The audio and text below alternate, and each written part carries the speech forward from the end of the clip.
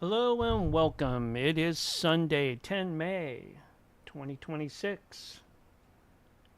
Setting up for a Censorship Sucks Roundtable radio show. And we should have Willie later on tonight, too.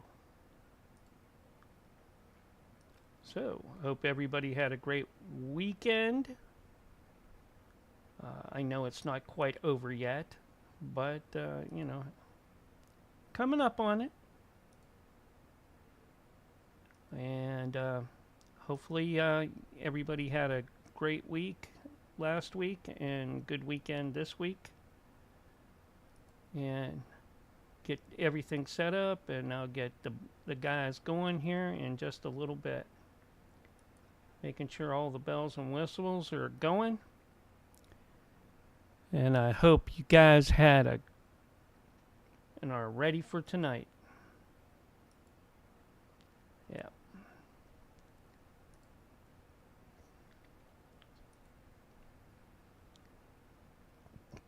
So, Thunderstrauss in the house. Yeah. Love my. That's not my froggy. That's Censorship Sucks frogs. But we'll get him up and rolling here in a little bit. Still setting some stuff up.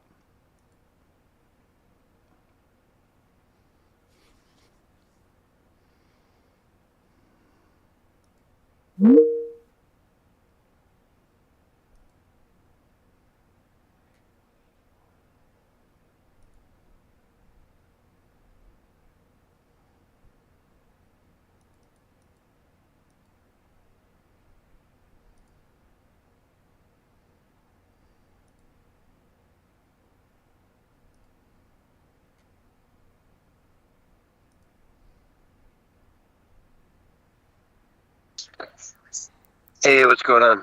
Not much, and you? Not much. Hey, Doc. Doc in the house. What's up, Doc? The sky, gas prices, that kind of stuff. Skyrocketing gas prices? That's my tagline for you, man. You got to come up with better responses than that. What's up, Doc? Yeah. I got lost about halfway to Albuquerque. I should have taken a lift at Albuquerque. There you go. Oh, man, it's just another beautiful day in paradise. I bet. It's like the perfect time of weather, the perfect time of year down there. Yeah. It's really starting to All warm summer's up pretty here. good. Whew. It doesn't get really hot here in the summer. We kind of roll through with like 80s most days.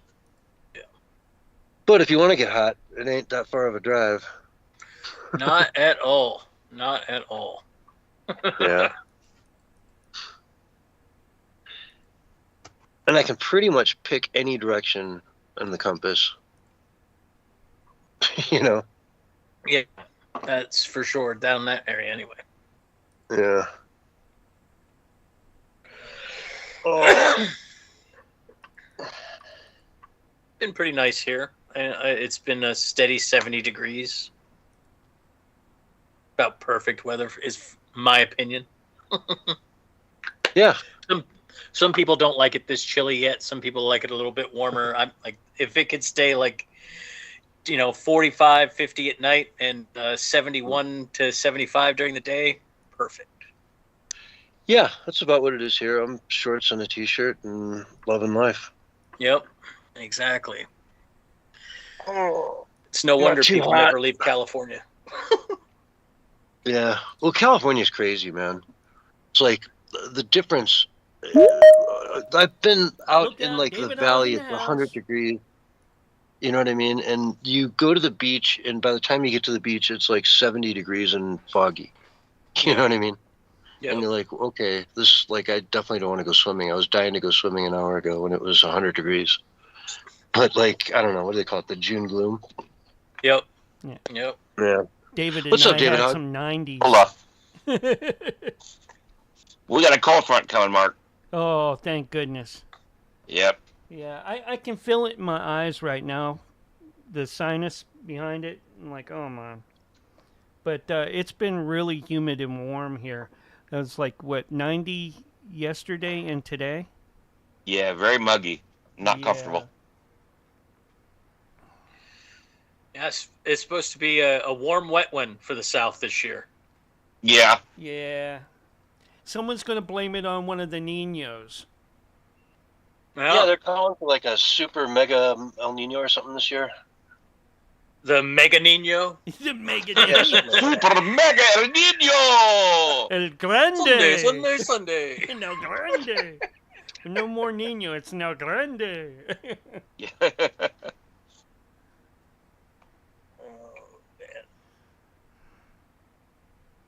Yeah, I've seen a Be few good, articles though. on that, but Why it's don't they just say, come on, it's the big monsoon or the little monsoon? Come on. Yeah. Because that's really what it is. Yeah, La Nina, the small sisters The or whatever. small one, yeah. Yeah. It's been interesting watching She'll- the verbiage change. She'll only over kick the up years. enough to throw a shoe at you. A chancla. A chancla, yeah, the chancla. Yeah. Yep. Mexican sandal. Gotta watch out for those. Some of them old Spanish ladies are deadly accurate. They are. Oh, Yeah. They have lots of practice, especially if Oh they yeah, have they can like girls. whip it like a boomerang around corners. Yeah. Throw that thing, and all of a sudden, whack! Hey, caramba! I love that. There's this one guy that Nina always sends to me.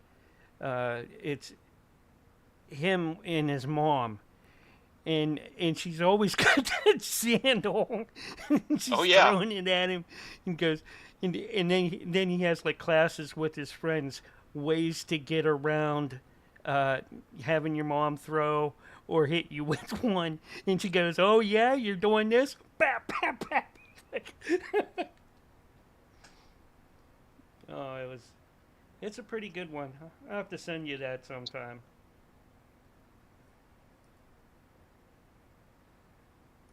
So, Mark, are you reading through Brent's book?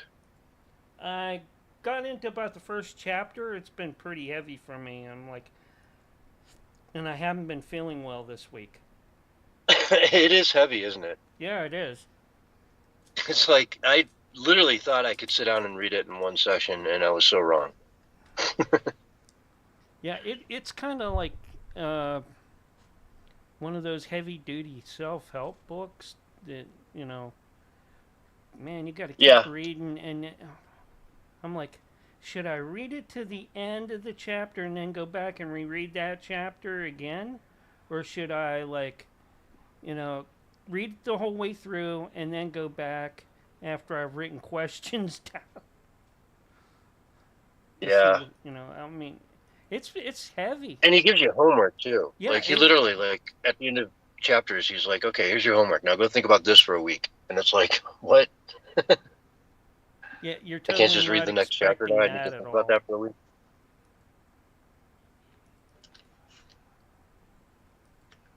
But I haven't got to that far into it yet. But I Yeah. can see that coming. You know, because Yeah. no matter what Brent does, he makes you think, and that's good. You know. Yeah, I think thinking's overrated. Thinking over. I'm waiting on the book on tape version. No, I spent a lot of I think years. he- I think he has one that he's an audio version of it in his own voice. Right. Okay. There you go. These days, it's easy enough to do all that stuff. Like hiring somebody out. Like if you're an independent publisher and you want to do your own work, it's so easy these days to do it all yourself. Oh yeah, it is. Yeah, just ask David Hogg. Well, Well, you know, yeah, the weird it's crap they all- put on Amazon. Yeah, it's pretty easy to be published nowadays. It's like Michael Malice always says, is like, go into any bookstore and find the worst book that you can get on the shelf, and just think to yourself, I can be that guy. Yeah. Be that guy. Right. I mean, then you're published. You just keep banging away at it, and either you're terrible or you've done something with your time.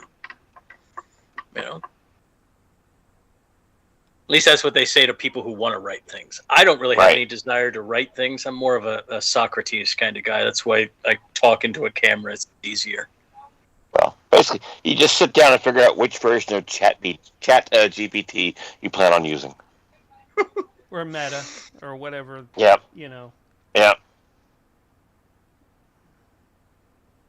I've been hearing complaints, little rumblings here and there about all the AI slop books and how people who are very fantastic readers, they love to read. They're voracious. Right. They just are so sick of like the lack of any feeling in the writing. Yeah. Well, it's all, soulless slop. Yeah. Yep.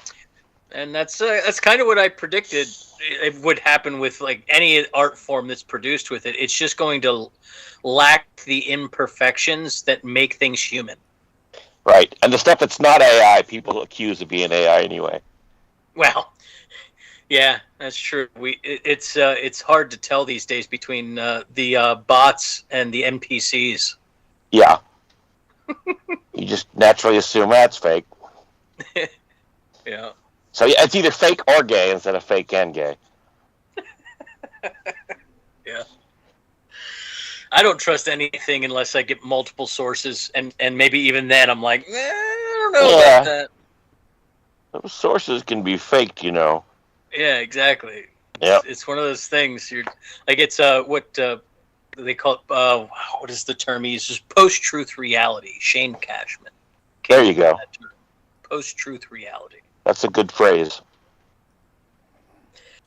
It describes the time we live in very well. Yes.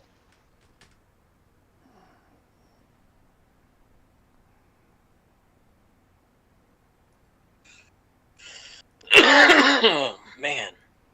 What do we got on the docket tonight? First up, John. Well, the UK was a pretty spectacular, massive, deal. Yeah. Holy crap. That'll be a good conversation. Starmer had a bad day. Yes, but they will not step down! Well, that's what he claims. We'll see in a couple months what Labour does. And don't forget the Nothing Burger UFO release. Yeah. But that's expected, though. Yeah. I mean, it's going to be, another 10 or 15 years before they let out something that's 50 years ago. That's the way it works. But, some of those files weren't out before. Like the, the Apollo 11 stuff? Yeah, that was new. Yeah, I don't know if it was out there, but I don't think it was made public. You know what I'm saying? Right.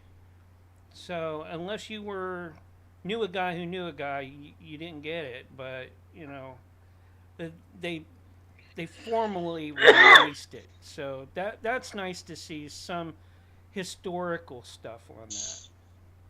Right.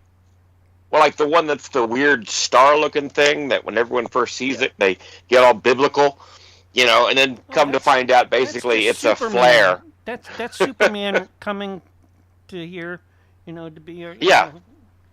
We already heard how Jarrell and his. It's just his easy to debunk, and they chose to release that. Yeah. I don't know what they were thinking. You know those little cardboard tubes you look through and they have like little filters in them? You talking about kaleidoscopes?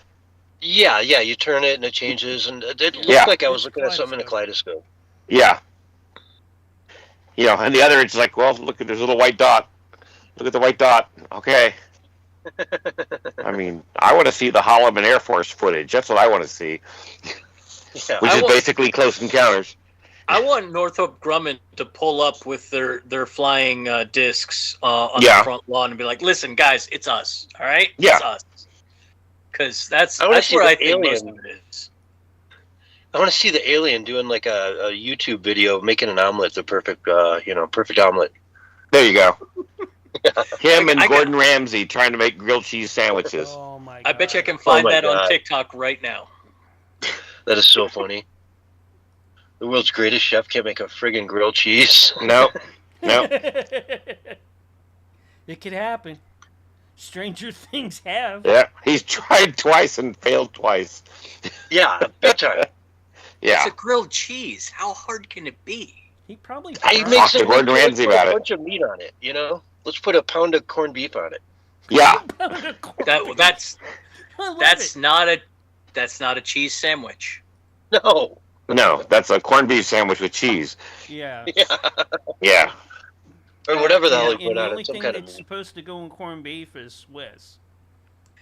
And, look, and all I'm saying is, if you're gonna get fancy with your cheese sandwich, you do a couple different kinds of cheese. You don't throw anything else in there. Yeah, or maybe you break out the panini press if you really be fancy. Oh, wow. You're gonna do that. I see. Yeah, oh yeah. I've Panini. thrown a slice of bacon on him in the past. There's nothing wrong with that. Mhm. That's I not think a it's grilled more grilled cheese cheese. sandwich. That's a bacon and Yep. cheese sandwich. But you Well, don't. you know. But you don't put raw bacon in the middle and expect the bacon to be cooked. No, you don't. You could. And then You burn the shit wrap out of the bread. outside with raw bacon. See, that's how to do it. This Deep is fry what it. I'm saying. Then you're good to Oh, go. Damn straight. I think you can I get just that naturally at Texas assume the deep County fry Fair, part. can't you? Basically, it's like a fried crustable with cheese in the middle. Yeah, that would be delicious. Oh yeah, I have fried a crustable. It was pretty good. A little peanut butter and jelly fried deal. Yep, I was feeling very redneck one day. That is adventurous. Yeah, well, you get yourself one of those little deep fryers or whatever, and you fry everything. Yep. Yep. I'm ghetto. I use a big pot and peanut oil. I don't even have a fryer. Oh man. Yep. But I do make some good chicken tendies. I'll tell you that much. Oh yeah, I bet, especially with peanut oil. Yeah, I throw a nice little wad of bacon grease in there to get the pan all nice and tasty, and then put my peanut oil in. There you go. It's great. Perfect. All right, I'll be right back. I can let a dog out before we get started. All right. He's gonna go eat chicken tendies. He got all worked up. Yeah. There's not even a dog. No, not for the dog. No. Mhm. Okay, let's see here.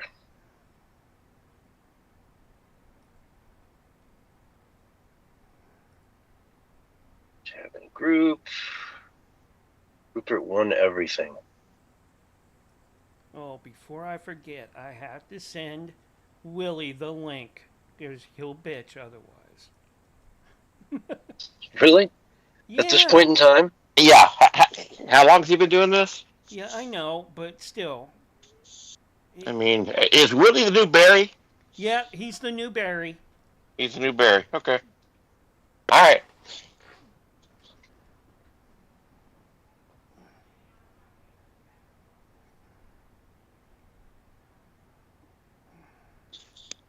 Be like, guys, Okay. I didn't get the link, but I heard. So are you we doing a call. Wormapalooza this I year? heard you call.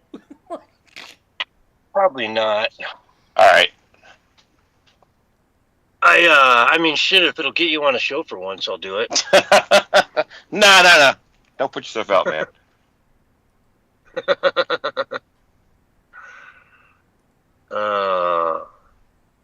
I think Drake and Gus are going to hold their own Wormapalooza.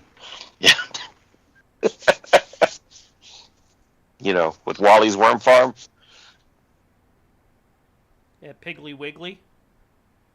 Yeah, it's Piggly Wiggly, damn It's straight. Piggly Wiggly. In the parking lot, right out front. Parking lot of the Piggly Wiggly. You just tell everybody that Wormapalooza was canceled because of hantavirus. Willie's Worm Farm is overrun by rats.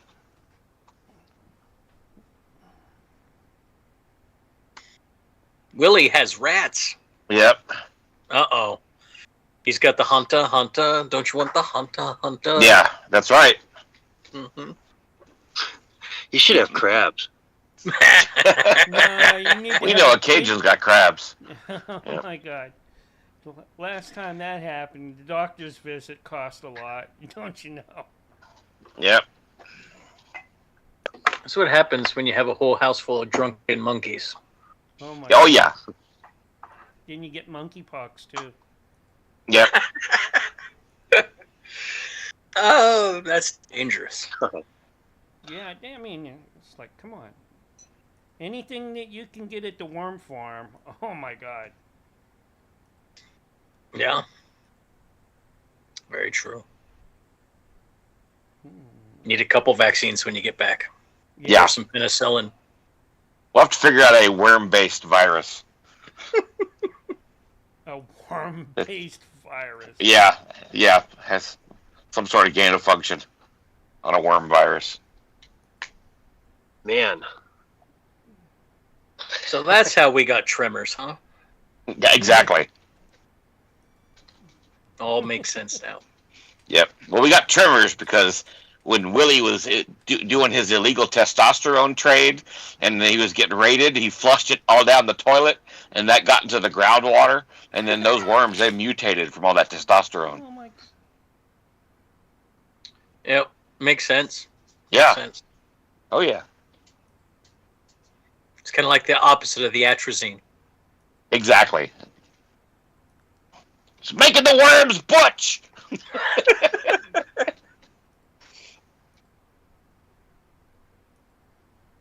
Can't have that now. Yep. They all have high top fades now. Oh, exactly. Wearing track shoots. It's Earthworm Jim.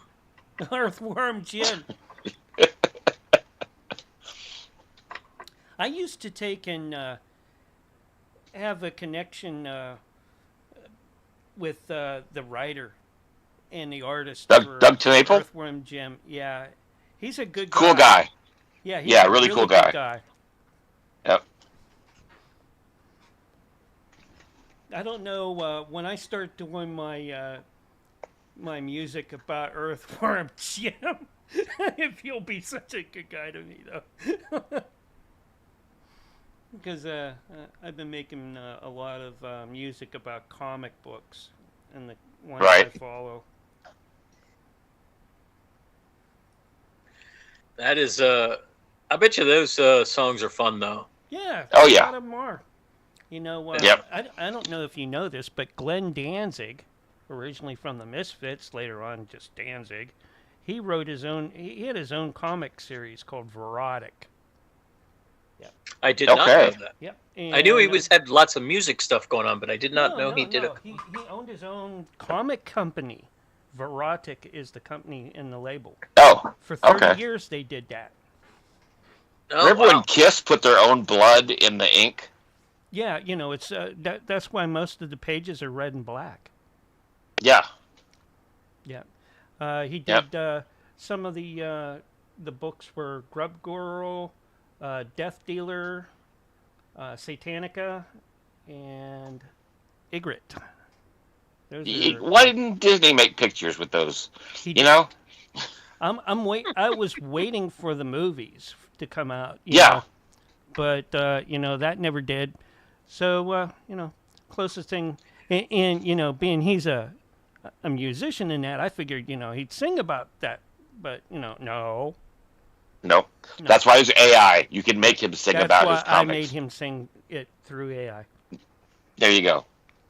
That's and the movies are not going to be far behind. I'm sure at some point No. somebody is Well- going to start just feeding comic book material into AI and making their own movies. Well, at some point. his books, or his comic books, are extremely adult. Yeah, Very. All right. So I don't see like that coming out in the mainstream. like metal. What is it? Heavy metal style? No. Like that style? It goes Richard Corbin, you know, Extreme Frazetta. So, Okay. lots of nudity, bondage, and stuff like that in it. No, Okay. I don't see that coming out anytime soon. Yeah. I don't know. You'd be shocked what Redditors are doing these days. Yeah, Yeah. well, As long as you put a woman in it and make it gay, Netflix will do it. well, 100%. could be, Yep. well, on that side, but who knows? It's a trans warrior princess. Oh my goodness! Come on, guys. Yeah. Look, there. At least that would make sense. That why she looks like Conan. Well, Yeah, exactly. Oh, It's ma'am. see, I Co-ma'am. I actually did read about Glory. The original Glory by Liebfried was really good. All right, but then they changed her when she changed labels. Yeah, now She she's became a this they. Butch dyke girl that Mm-hmm. like okay, right. And the art, I don't even really care for the new art on her either, but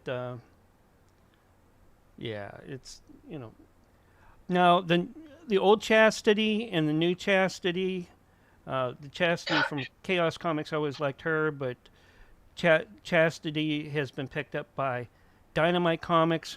Well, vampires, they kind of go both ways. So, okay, whatever. But before she She's gonna didn't make have the everything gay, mohawk. don't Now they? she does. It's okay, but the artwork is really nice. That's the one thing about modern comics that I've seen through the people that I've watched that are into comics. It seems like the art itself went downhill for fast, really fast. So they replaced a bunch of older artists with people who didn't know what they were doing. Right. There are some really fantastic artists out there. Yeah. you But know, it just and felt they're like young, the and they're young and they're our age and younger. All right, but Yeah. they're awesome, and I follow a lot of them. One is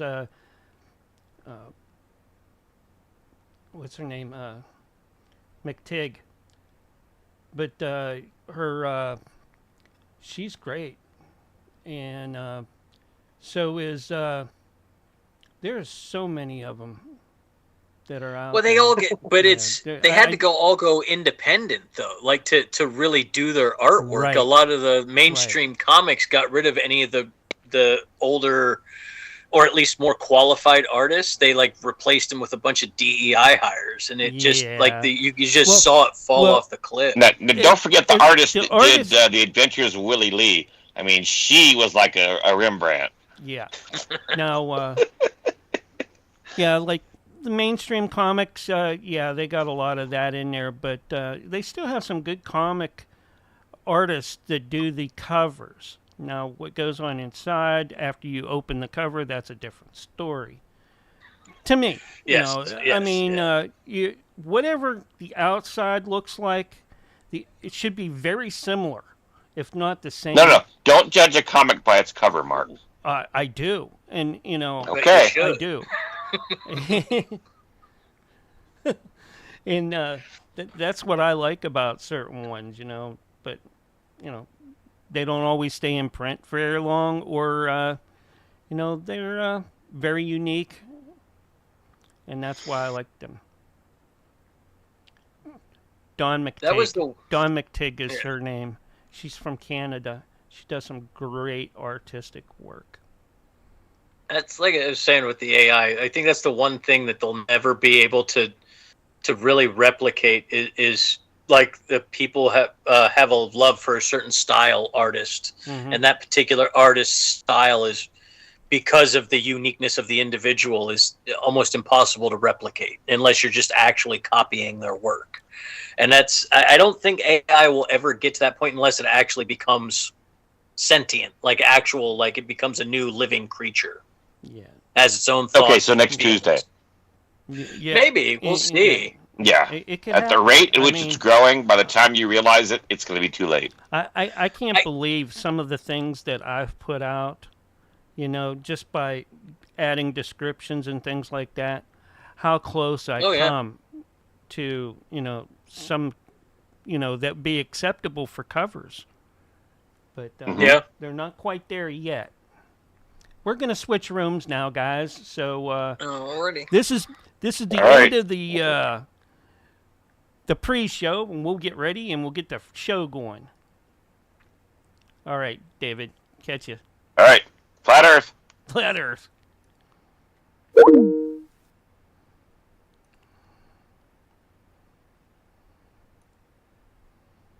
All right, let me get these guys up and rolling once again.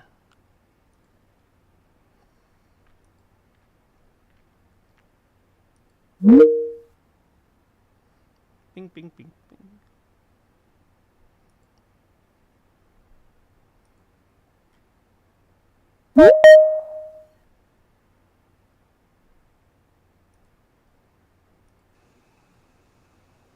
All right, guys. Okay, it's about that time. Rock and roll up. Yes, sir. Oh.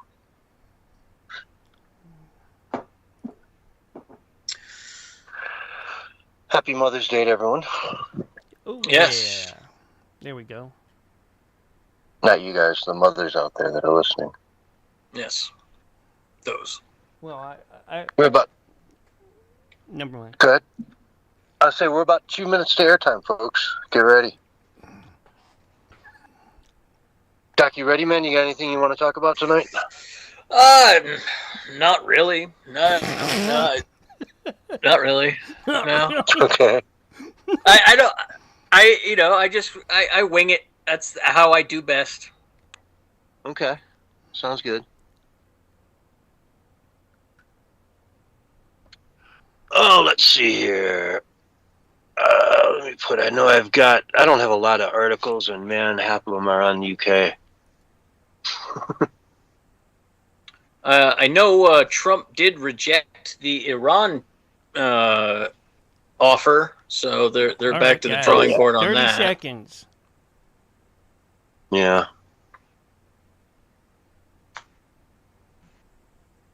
And here's your countdown. 5, 4, 3, 2, 1.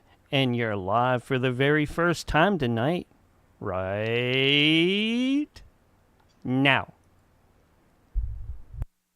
Hello, everyone, and welcome to the Censorship Sucks Roundtable Radio Show, Sunday night edition for May 10th, 2026. And boy, do we have a show for you tonight. I guess let's just dive into the big story. It finally happened, folks. Aliens are real. Doc, we got aliens, man. It's a real thing. What's up, Doc? How you been? I'm good. I'm waiting for the aliens to come pick me up. I'm supposed to go on a ride. We're going to go do a tour around the world. We're going to stop off at a couple spots. But of course, what they've shown us so far has mostly been flares and misidentified military aircraft. But we'll see. We'll see. I'm waiting for the ride. Once they get here to pick me up, I'm good to go. Yeah. It's like a little white dot flying over some random city in the world somewhere. And I don't know, that weird like star-shaped thing. Like it looked like a kaleidoscope or something. Yeah. I think that was a flare or something. It was like on a parachute or something. I don't know. I don't even know why they would release that other than to just confuse people for the sake of confusing people. I was watching some streamer who, put up a video, a little segment of his stream about this, and he was like, "Oh my God, what is that? Look at this thing! Oh my God! Oh my God, what are we seeing? This is history, guys." And I'm like, "What?" It's a little dot. It's like a star thing going across. Like, what? I don't know, man. I don't get it. I really don't either. The amount of people that believe the government all of a sudden when it comes to aliens that don't believe them any other time is pretty amazing. Yeah. It's there's 200 billion stars in the galaxy, right, in the Milky Way. 200 billion. And most of them are many light years away from each other.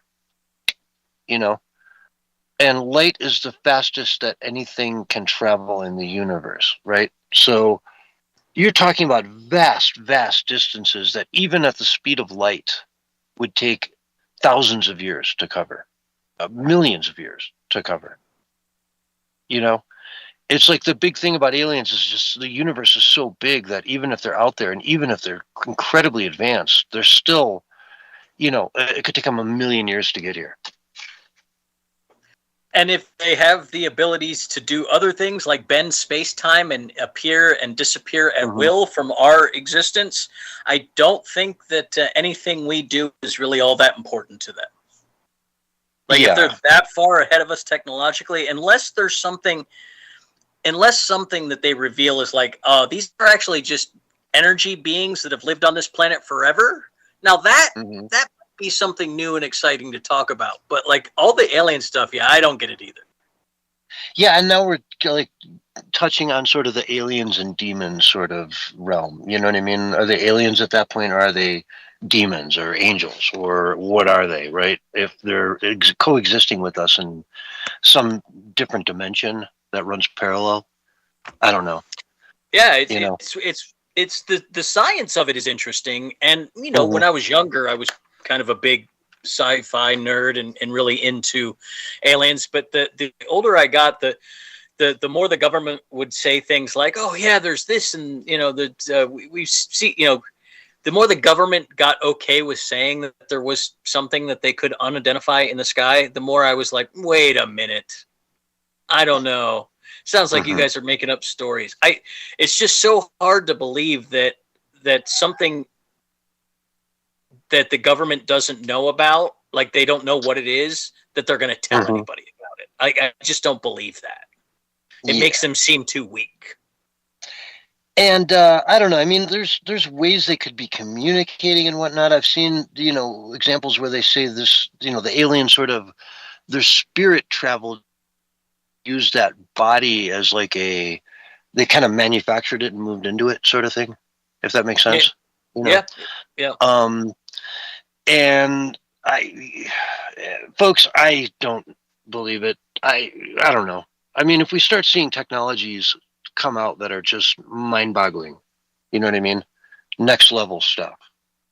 And I don't think like AI is next level per se. It is next level, but it's been predicted as coming, the first time we saw a computer, we knew this was coming, AI, right? Right. I mean, Space Odyssey 2001.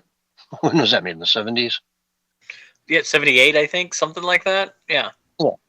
I mean, AI, HAL, right? It's right there. Yep. Star Trek had their talking computer as well.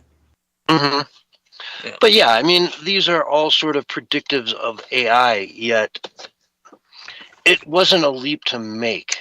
You know what I mean? It's not a leap. Whereas if we start having, hovercrafts tomorrow, you give you shoes and you put them on and suddenly you're flying around the room. Okay, now that's revolutionary. That came out of nowhere. Right? Yeah, exactly. That would be something far more concrete, evidence-wise, for sure. Yeah, that comes out of nowhere, that no one's expecting this, and yet here it is, and holy cow, it changed everything. I guess, like the microwave, when that came out, I was pretty blown away by it. But if we got something like some sort of new fuel source, like maybe all of a sudden they announced like a helium-3 rockets or something like that, or there was some anti-gravity technology that they announced, then I would be a lot more convinced. But we'll see what happens. Apparently though, like Mark was saying before the show, there was quite a bit of stuff in there that wasn't known, historical stuff about the space race and the flights that we have done into space that were in there that should be interesting for the Rockophiles, the people interested in space travel. Yeah. Show me a big city on the far side of the moon, right? Then I get really interested. I'm like, I'll be super excited for that. That would be cool.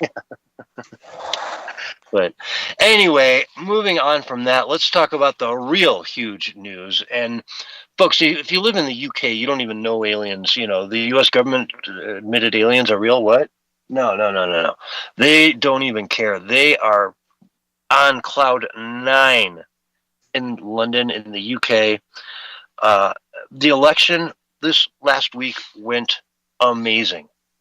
I mean, it was historic beyond anyone's imagination. I mean, I won't say anyone's, but any reasonable expectations for this were Reform.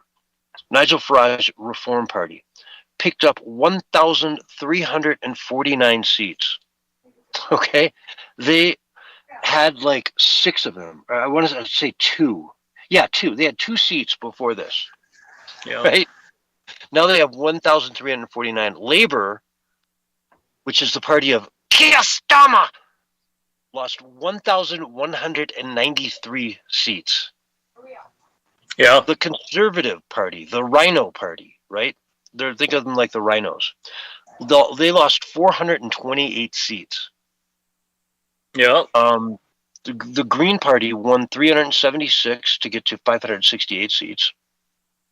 The Green Party it's funny, you know, you think green, you think environment, but it's not. It's the party of Muslims and college students. Yes. The green no longer stands for green policies. It stands for the green of the Islamic flag. Mm-hmm, mm-hmm. Yeah. Precisely. Nothing to do with green policies. It's the Islamic green. And I mean, they're putting out ads in Arabic in London and in the heart of England and different cities. They're putting Arabic ads out for election campaigns. Yep. I think the Restore got a bunch of seats as well with their local affiliate, the Great Yarmouth. Yes. And, exactly.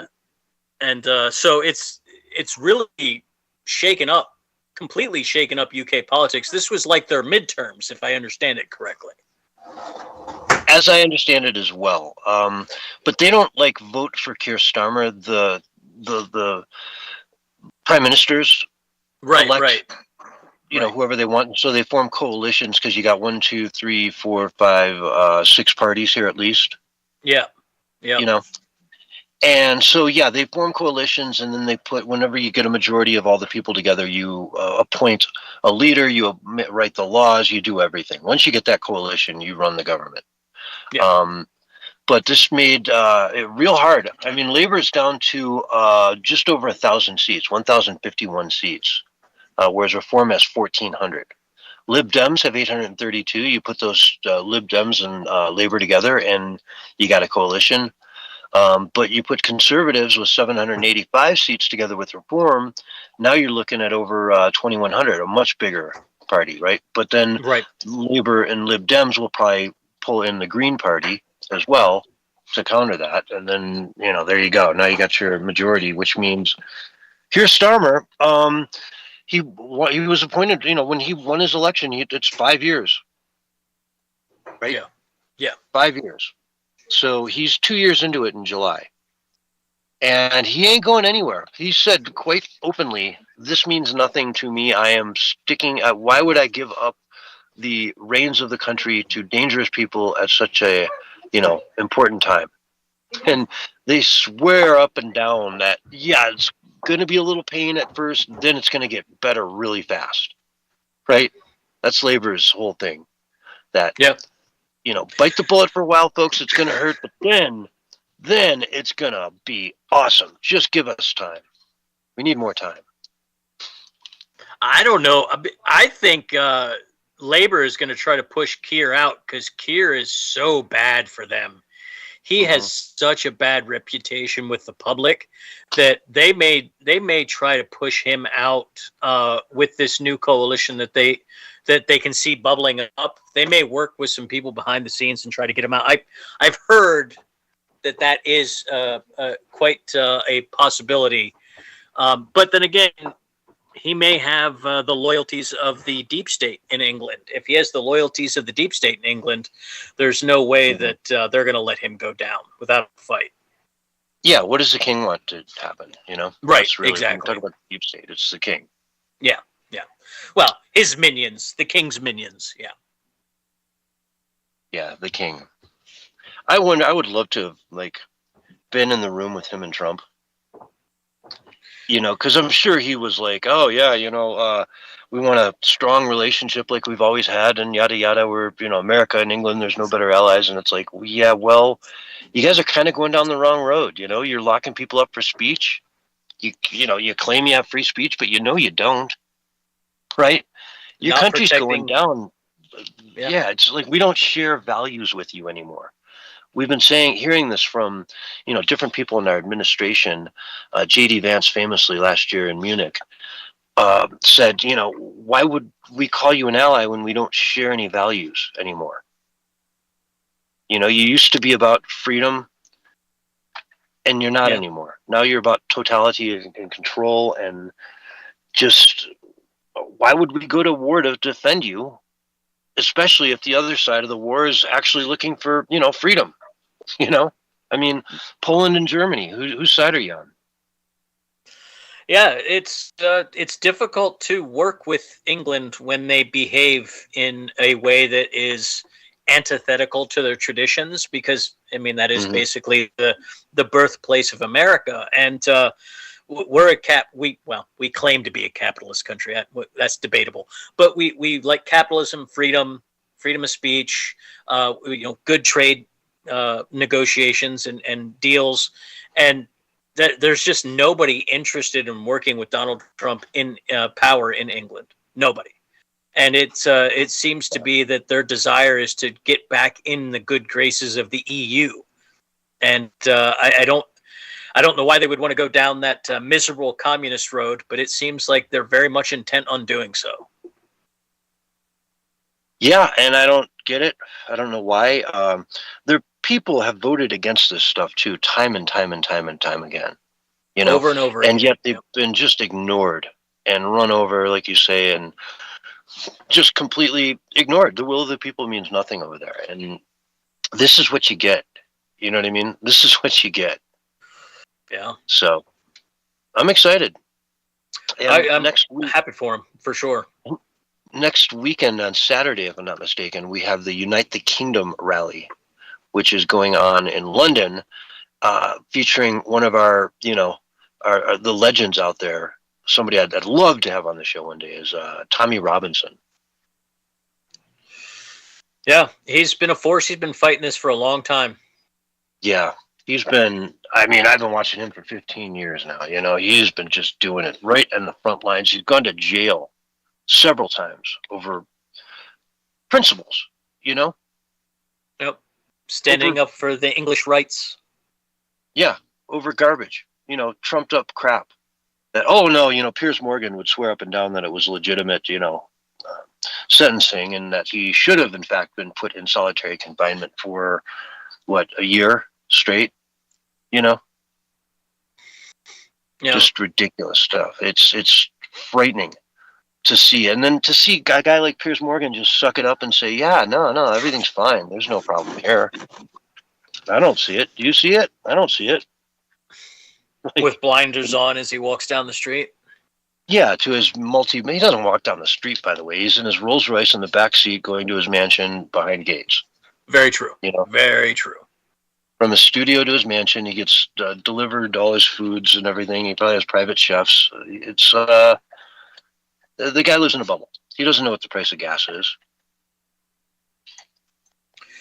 Yeah, and England and the rest of Europe are getting trounced even worse than we are with that. So it's they have the levels of taxation they have, and the green policies make fuel so expensive over there that there's a possibility of them having a fuel crisis this summer. Yeah, I think in the UK they pay about $8.50 a gallon. Yeah. Which makes California seem like a nice cheap place to go buy a big, F-350 and drive it around for fun. Yeah, it's crazy how expensive fuel is in England, especially considering they have so much oil off their coast. I mean, they could have transitioned away from the coal industry to the oil industry and kept chugging along with being a world energy power, but they chose not to. They chose the whole climate cult thing. Well, they chose to buy it all from Russia, basically. Yeah. You know, half of Look, Europe yeah. just said, hey, you know, we don't need energy. Let's just buy it all from Russia and see how that works. Remember when Trump laughed at them Trump scolded them out at the UN, and all the delegates from Germany just laughed. They were laughing at him when he predicted exactly what was about to happen. Wonder if they're laughing now that the AFD party is set to take the majority in their local district.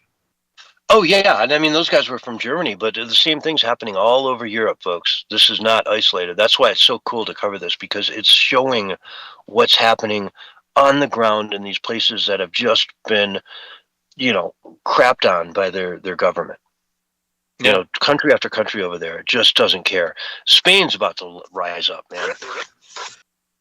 Yeah, they better. Mm-hmm. And I was reading how Libya, I guess, is warning Greece how there's like 1 million people over there that are waiting to cross the Mediterranean.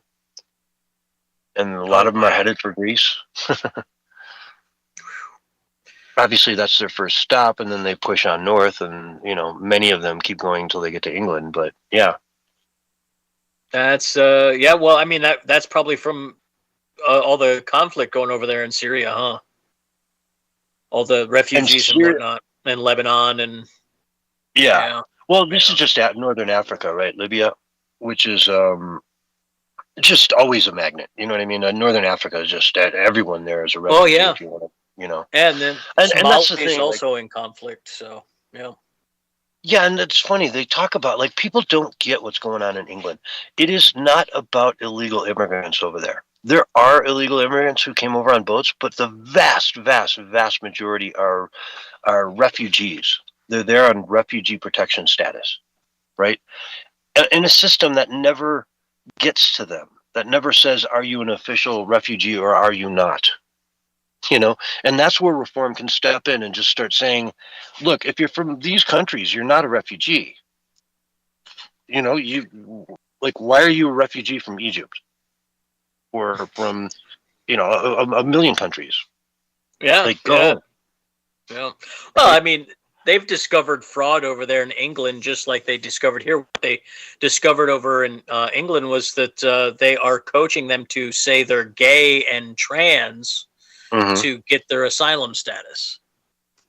All right, prove it. Right? Like, well, we're going to need you to prove this.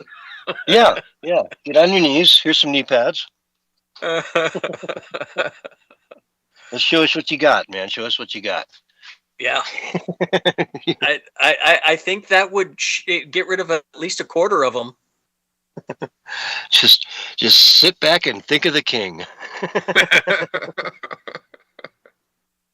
Do it for the king, right? Right. So, yeah, that's a thing. Now, this, coincidentally, with this Unite the Kingdom rally that's coming up next week, about a half a dozen or so people who were invited to speak at this rally had their passports held. You know, basically they were denied entry to the UK, sent letters saying, hey, you can't come in, you know, too bad, so sad. Gosh, that was a nice rally you were planning. Too bad you can't make it.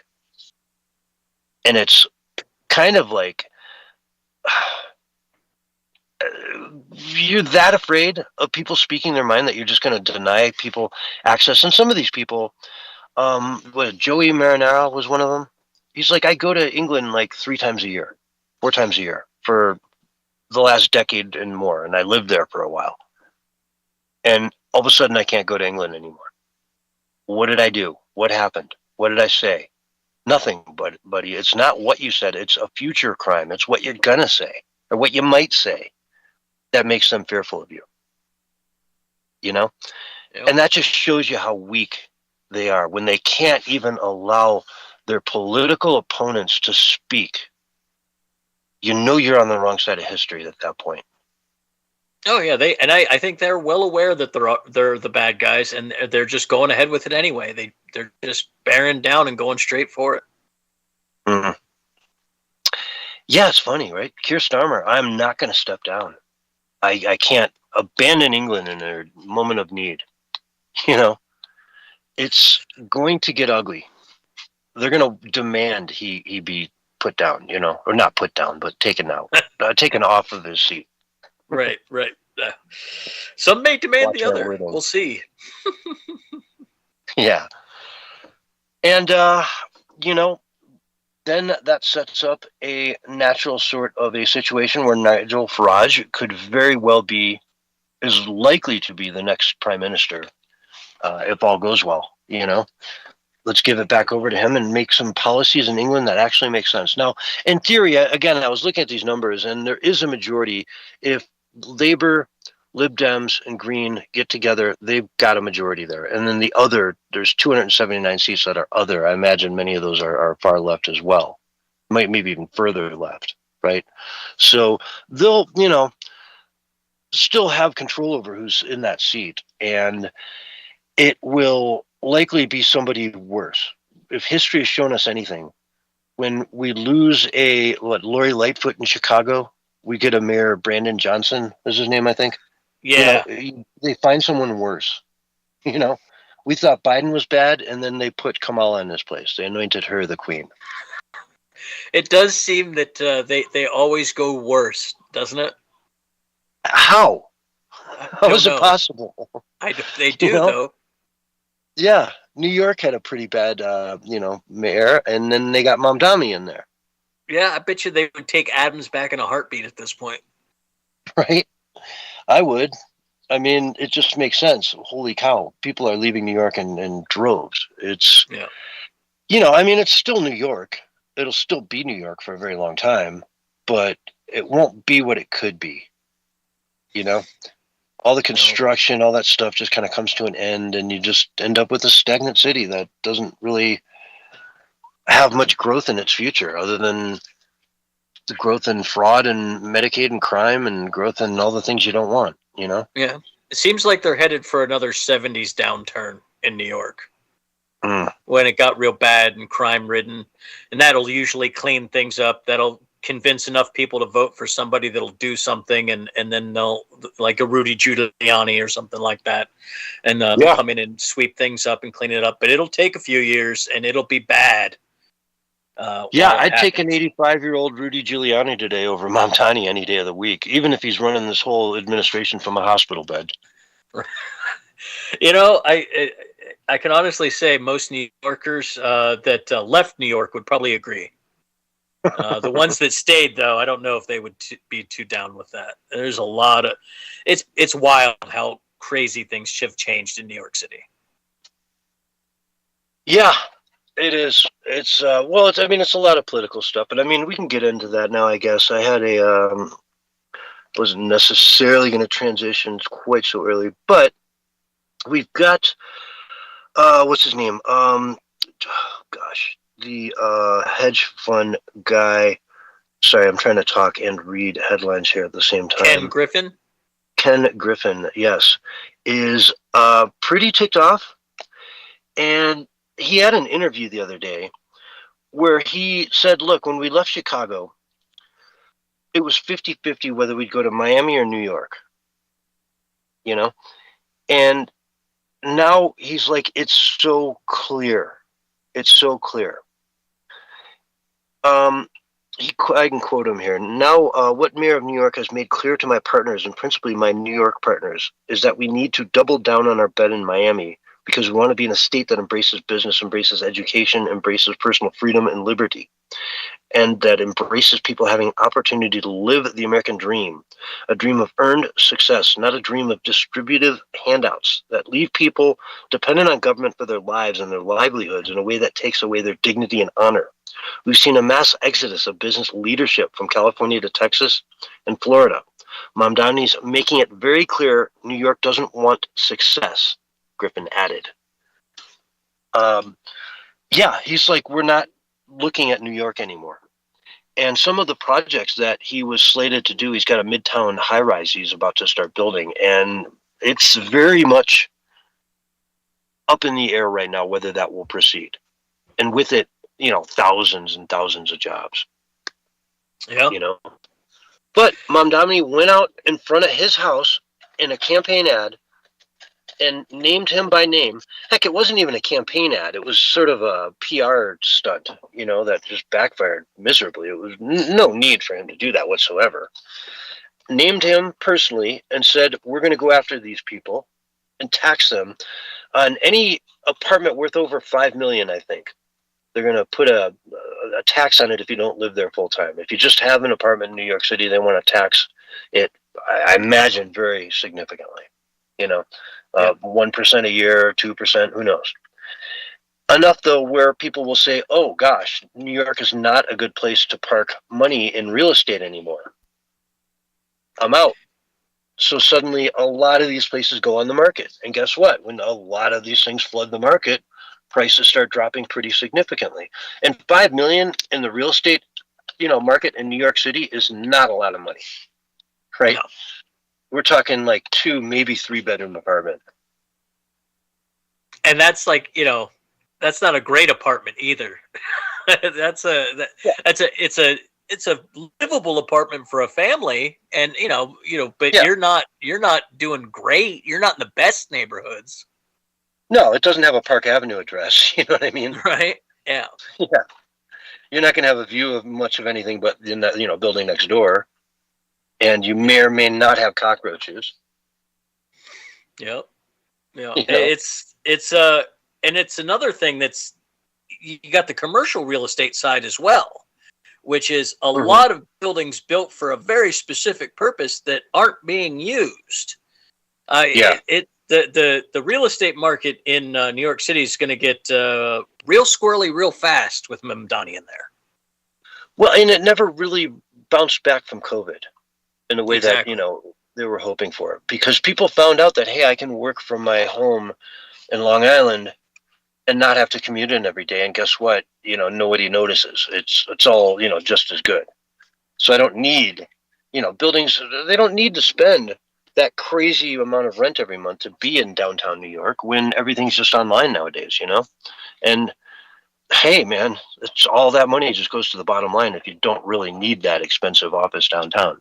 And people don't really need to spend an hour and a half each way commuting, And then all that foot traffic disappears, and then that trickles down to the shops and the sandwich place, and COVID was a disaster, but Mamdani is going to probably push it all the way over the edge. I'm concerned that New York is going to have a major real estate bubble pop. And I swear to God, I've said it before on the show, Mamdani will say, "Look what I did. Look what I did. I made housing affordable." Yep. I mean, it'll still be, that $5 million condo will still be $2.5 million for a 2-bedroom. But hey, guess what? It's that much more approachable. Yeah, and he will. Those guys will. They love taking credit for blowing stuff up. Yeah, I mean, it's amazing. Look what I did to real estate, folks. It's affordable now. What used to be $4,000 a month is now $2,000 a month, and it's the same place. It's a little bit more stabby downstairs nowadays. You might want to step over some bums and watch out for needles on the ground. But other than that, make sure you're in by sundown. Yeah, exactly. That's nice in the day. Very safe in the day. This is one of the safer neighborhoods during the day. Of course, don't go outside at night. Yeah, I'm not looking forward to that time in New York City again. I remember as a kid, I was real young. We went to New York City to see the Statue of Liberty and all that fun stuff, that you do when you're a kid on 4th of July. And it was pretty rough then. And this was, in the 90s, early 90s, before it got really nice. And I can't imagine it being like back to the 70s again, where there's just empty buildings falling down and the garbage piling up on the streets again. But I think they're headed there. I don't know. I hope not, but I don't have much faith on the street. We just saw that during the snowstorms. Exactly. Right? Exactly. And You know, they literally just waited for it to get warm and said, "Hey, we got rid of the snow. What do you think?" Yeah, it's called springtime, dude. Exactly. Same thing he did. He's going to do with the housing when the prices fall out. Mm-hmm. Like, look at what we did. We got rid of it. Yeah, it's affordable now. The rent's not too damn high. We all remember that guy. What was his name? That's such a blast from the past. You probably don't remember. Like, I don't. But the rent is too damn high. No, I don't. It's in the back of the brain. It tingles something, but it doesn't quite catch. Yeah. But yeah, he won't be complaining anymore. The rent is no longer too damn high. It's just because everything's crime ridden and nobody can afford to live there, and you know, all the jobs are gone and yada yada. And then you know, what do they do with some of these office buildings? I've seen projects where they want to turn them into residential by creating sort of like communal areas. Like every floor would be one community. You'd have a shared bathrooms and shared kitchen and things like that, and then everyone would have their own sort of bedroom around the exterior. That sounds terrible, especially in New York City. Oh yeah, all of a sudden somebody comes in there and they're like Mr. Gang, you know, like tattooed up with MS-13, and now you work for them. Yep. Well. Uh-huh. And then you get, I did also see some plans that they plan on turning some of them into data centers in the city. In the city. Oh, there you go. That's smart. Yeah. That idea I could see for a commercial building. They got all those commercial hookups and everything. I could see that. But the residential thing, I unless the prices drop down to what Portland's selling them for, 7 cents on the dollar, then I don't know if that's going to happen. Yeah, what's that big flagship building in Portland that we always kind of bring up? Oh, the Big Pink, they call it. Mm-hmm. Yeah, it's this huge tower, all high-rise apartments, and like the was supposed to be the cream of the crop, view of the bridges, view of the river, and it's completely empty and went bankrupt, and now they sold it. I think that one sold for the most. I think that one sold for 23 cents on the dollar. Yeah, it was like $100 and some million building in the last sale, and it went for what, like 20? Yeah. Or 23? Yeah, it just was, a massive, massive loss. And when you're talking about real estate, you're typically talking about leveraged investments. You know what I mean? You put up 10, 20, 30% and finance the rest of it. So whatever they put up, gone, and they're in debt to the bank now for, another 50 million on top of it.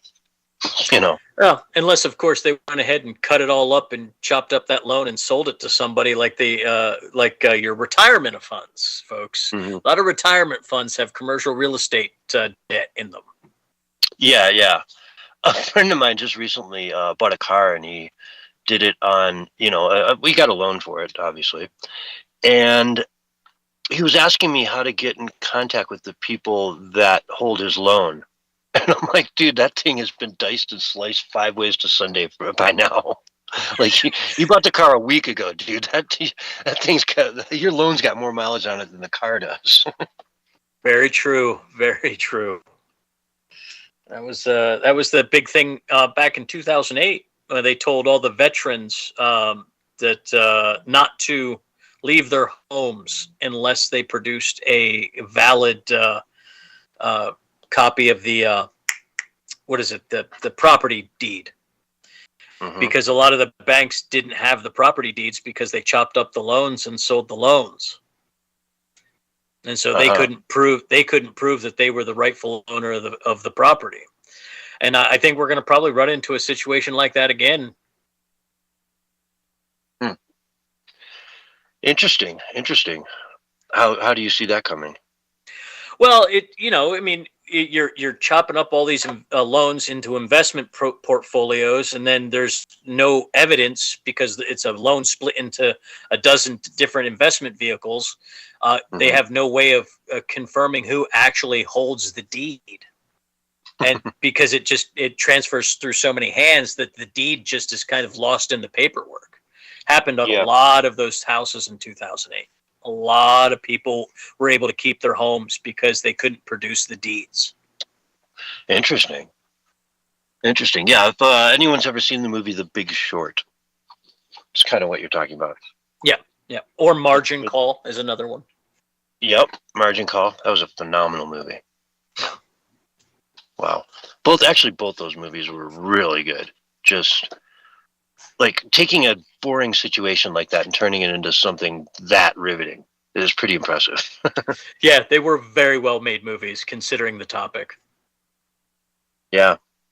Let's see. Speaking of, we got a couple minutes before we go to break. Animal Farm just came out, a new remake of Animal Farm, where capitalism is the bad thing, not socialism or communism. So George Orwell, we'd been reading and studying Animal Farm wrong all these years, your whole life. If you thought Animal Farm was about communism, you were wrong. It's about the perils of capitalism.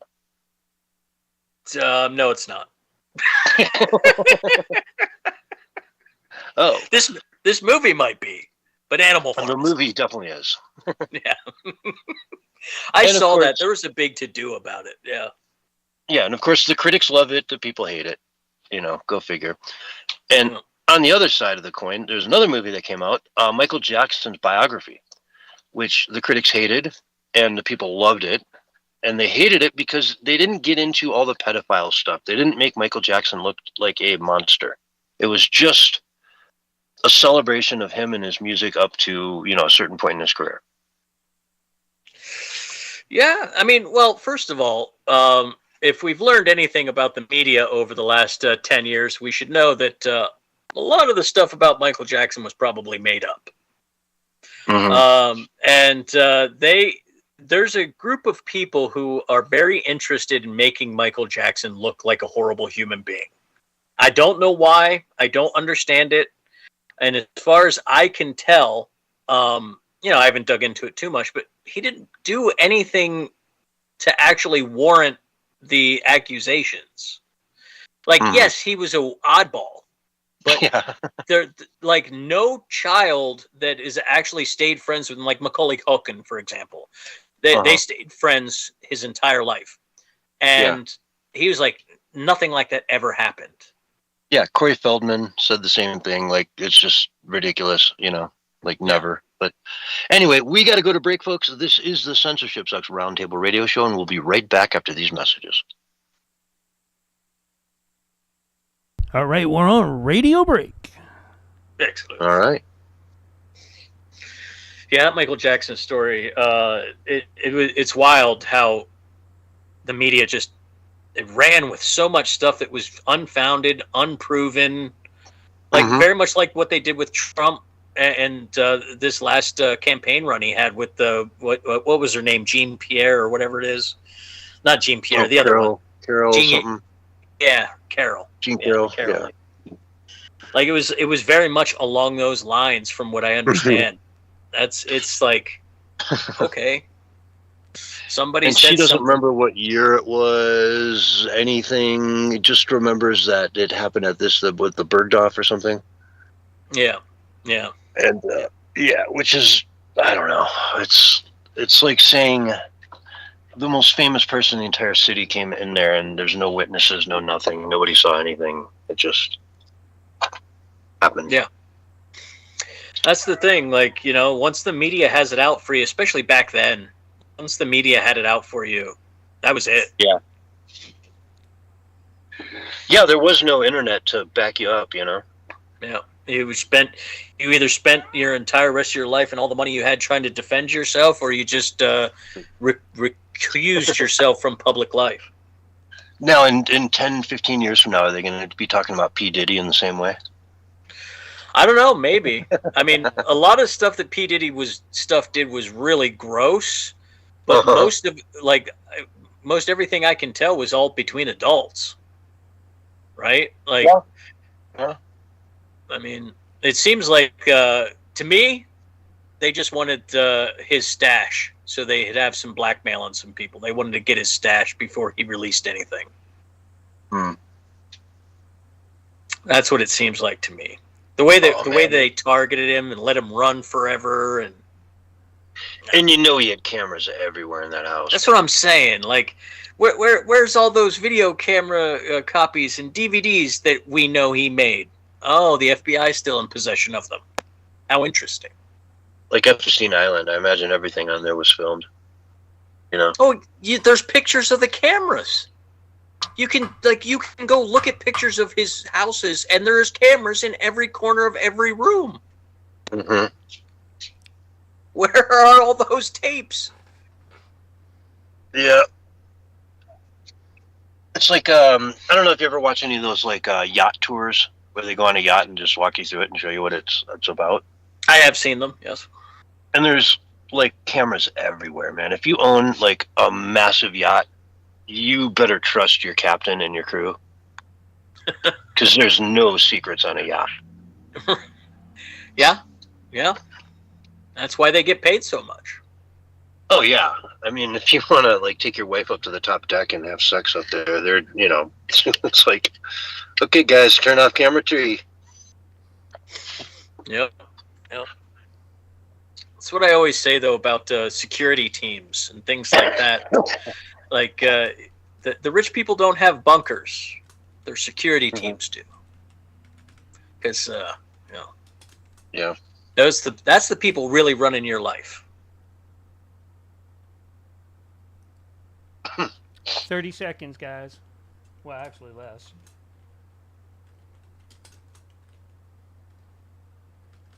Hi, Blue. I hear you.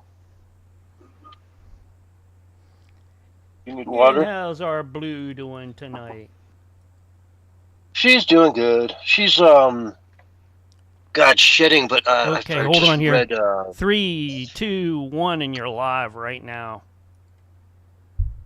Hello, everyone, and welcome back to the Censorship Sucks Roundtable Radio Show for Sunday night, May 10th, 2026, and we're getting into it. It's funny, we were talking about the Michael Jackson new movie before we went to break and through the break. And yeah, it's an interesting. You were bringing up, Doc, how like all the real famous people that were very good friends with him have all come out and said nothing happened. You know, it was they saw nothing. It in any way, shape, or form lead them to believe that he was the weirdo that the press made him out to be. And why not? The mainstream media, heck, they've been lying to us about everything for our whole lives. You know. Yeah. And that's it. It seems like we said during the break, if the media wanted to crush you back then, there was nobody to stand up for you. They could just do it. They could say things and do things, and you had to defend yourself with money and lawyers. But there was no massive campaign to expose the truth like we get with the internet today. Mm-hmm. Or in Michael Jackson's case, you just put out a new album and it sells 1 trillion copies, and you're the hero again. But yeah. You know, folks, if you want to see a movie that just celebrates Michael Jackson's life, I hear that that's phenomenal. I hear it's just a great movie, and it's doing gangbuster at the theaters. I think it's for biopics, it's like the #1 movie of all time now. Oh wow, that's impressive. Yeah, which I mean, it needed to cross like I think 260 million or something like that, but it did it with ease. You know, so. Yeah. Interesting stuff. It's always fun to see something like that. Because, I mean, you know, it's Michael Jackson. At the end of the day, the dude could write some music, man. And he had a beautiful voice, too. Like, the guy could sing. For sure. But, I mean, yeah, he's getting in your head. He's staying there. And those beats are just going to roll with you everywhere you go, you know? Yep. He definitely was the king of pop. I mean, I don't know anybody who doesn't like at least one Michael Jackson song. Oh, no. I mean, if they don't, they're not being honest with you. You know, they're just not being honest. I like heavy metal, man. I'm a hair guy. Yeah, but don't tell me you don't jam out to some Billie Jean. Yeah. Or Alien Ant Farm's version of, what is it, Smooth Criminal? Yeah, that's a good version. I mean, if you're into metal and rock, that's it. That's it for you, man. If you don't like that song, I don't know, man. I don't know. Don't know if I can trust your opinion on music if you don't like that song. There you go. Way to put it. So let's see here. I guess we'll touch on Iran a little bit. Trump is gonna be blowing them out of the water here very soon. You know, it's he thought they were close to peace, yada yada. They come out and say no. Then they start trying to, shoot at some of our ships, which, like, I don't know. Have you ever gone up to the side of a battleship with like a slingshot? And you take a marble and as hard as you can, you just shoot it at the side of a battleship. It's going to bounce off. It's not going to do anything. Which True, is the battleships are safe. That's for sure.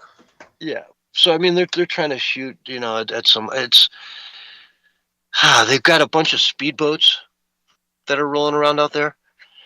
And again, I mean, if you've ever been in like a ski boat on the water having fun on a Saturday, and you think about the size of a battleship, it's just ridiculous. I mean, they're outgunned. They don't have a navy anymore. They've got a bunch of little boats that you could literally put on a car trailer and drive out of there, and park in your front yard till next weekend when you want to use it again. He is pissed. And I think we're about to see some, the next round. We did a few days of them getting, pummeled. Yeah. And I think it's about to start happening again.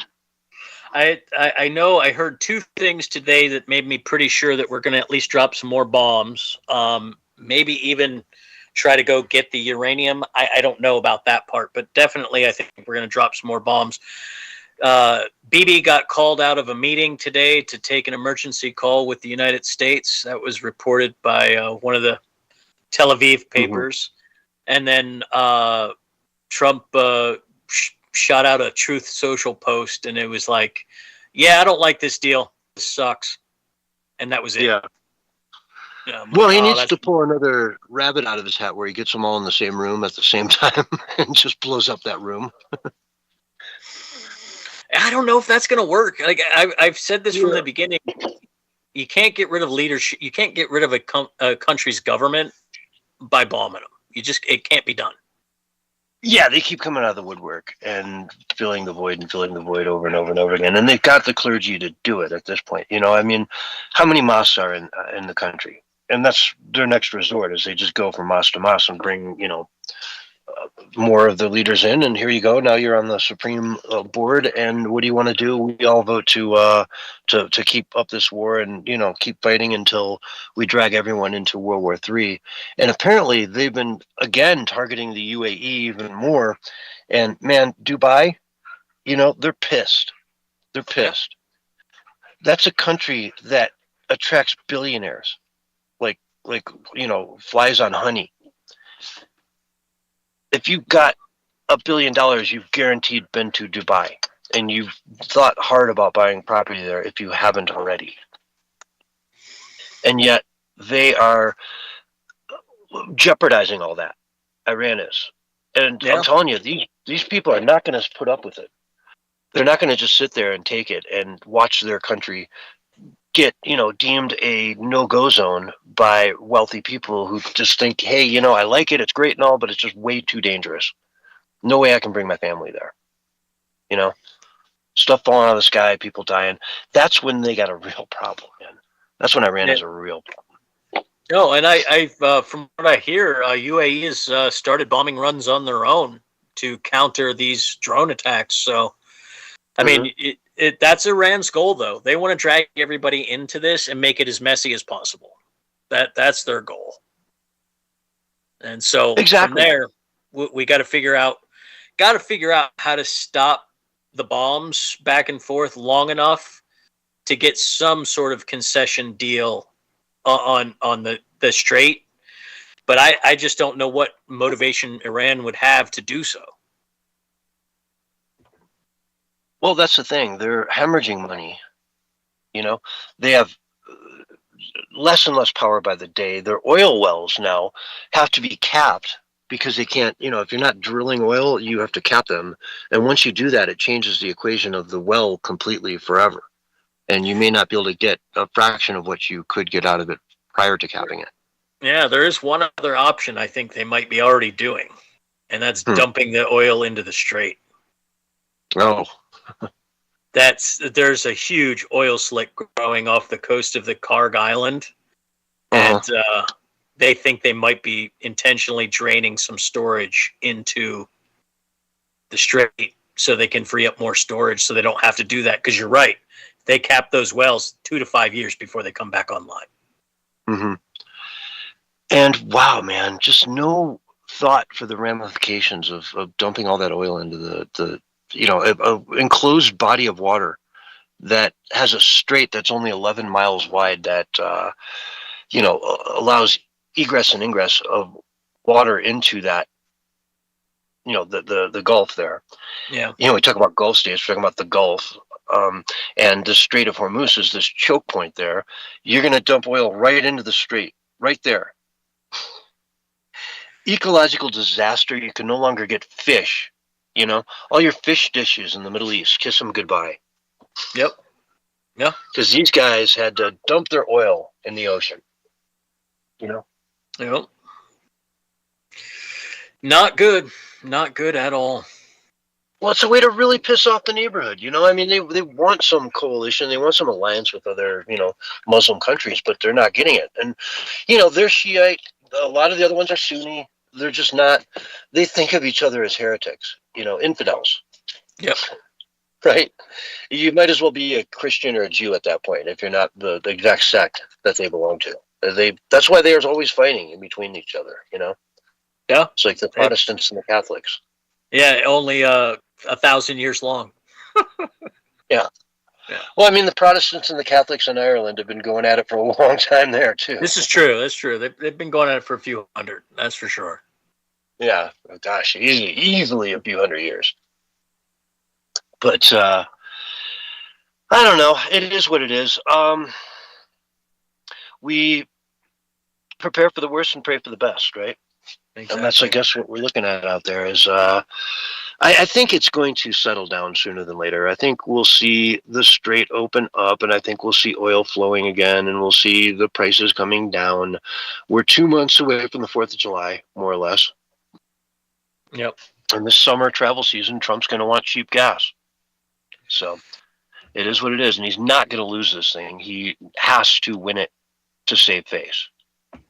He's too proud of a man to lose this war. So he's going to win it. And on that note, folks, we're going to go to break. This is the Censorship Sucks Roundtable Radio Show, and we'll be right back after these messages. All right, we're on radio break. All right. Excellent. Excellent. Yeah, that's great to have everyone out there listening in tonight. That's right. Uh-huh. That oil stuff, man. When I heard that, I was like, that is just horrendous. That would be terrible. It'd be such a bad thing. I couldn't. I hope that's not true. I hope they don't do that. But man, it'd be as bad as the gas leak that we had when they blew up Gazprom. Well, we're all the environmentalists on this too, right? Oh, You mean the Greens? Yeah. yeah. Exactly. Yeah. They're out there making campaign ads in Arabic. Right.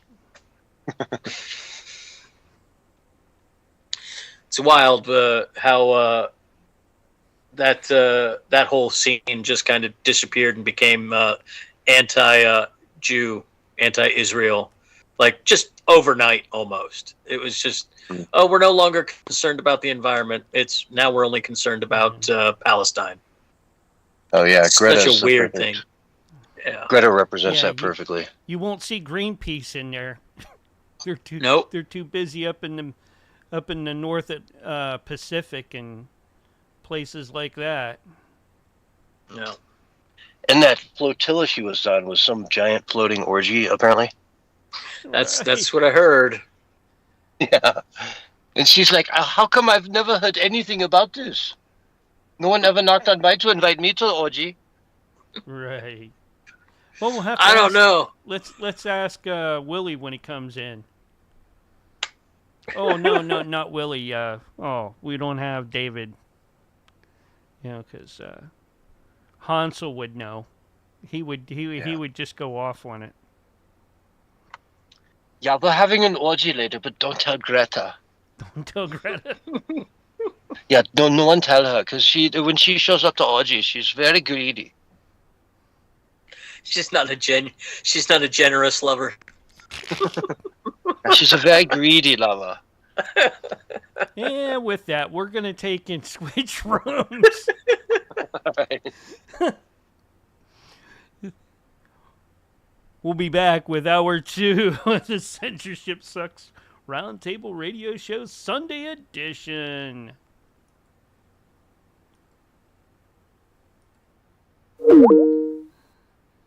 All right, folks, stick around. More to come.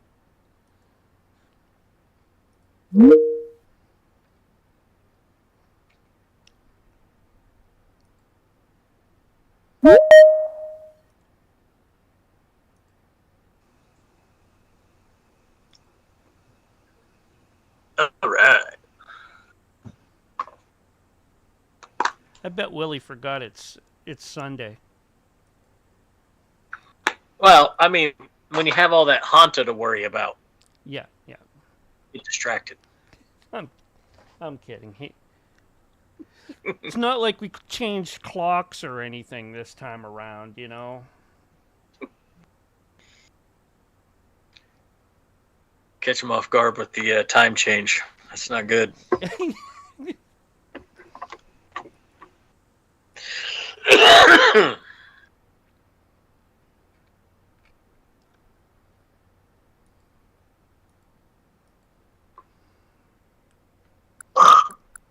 There he is. Maybe? No. Oh, wait. No, that's John.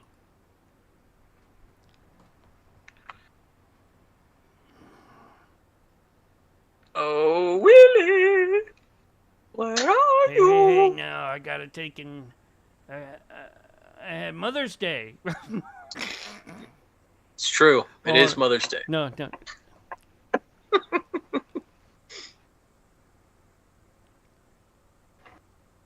Or no, I'm not even gonna say it.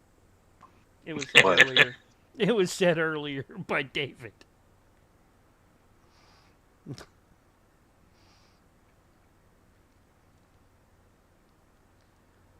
Oh, Oh, there he There is. he is. Look out, cats, dogs, and kids, Kurt climbers and crumb beggars. It's Willie. Hi. Hello, sir. How y'all doing tonight? Come on. Good. hey, tonight in the show, for a change, dude, I'm gonna introduce you, Doc, instead of Willie, and we're gonna talk about football. Yeah. Hey, don't you think that's getting old, man? That's getting old.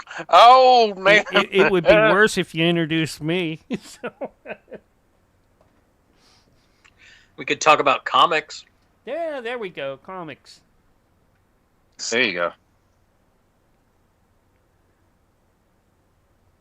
Of course, Willie's preferential to those adult comics. No, man. Hey, Hot Rod magazine. Hot Rod, Carcraft, Figure out how to soup up my Pinto, man. and Hemmings Better watch out. magazine. Just drop a V8 in the back of that Pinto. Put it right in the trunk. Willie, how you been, man? You had a good week? Yeah, man.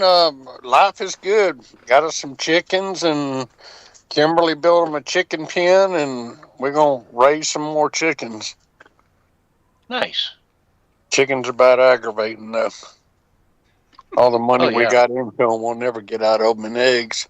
They'll pay for themselves in about 2 or 3 years. Dude, that is a theme I hear all the time. And then when you get chickens, then you want more chickens, and then that's more money. Uh-huh. Well, That is true. What kind of rooster do you have? We ain't getting no roosters. No roosters. I hate roosters. I can't stand a rooster. And if I do get a rooster, I'm going to take Velcro and put it around his neck to where he can't crow. Did you know that a rooster, he tilts his head up And the reason he tilts his head up when he crows, because it closes up his eardrums. A rooster can't hear himself crow. Well, that explains a lot. That's why they're a-holes.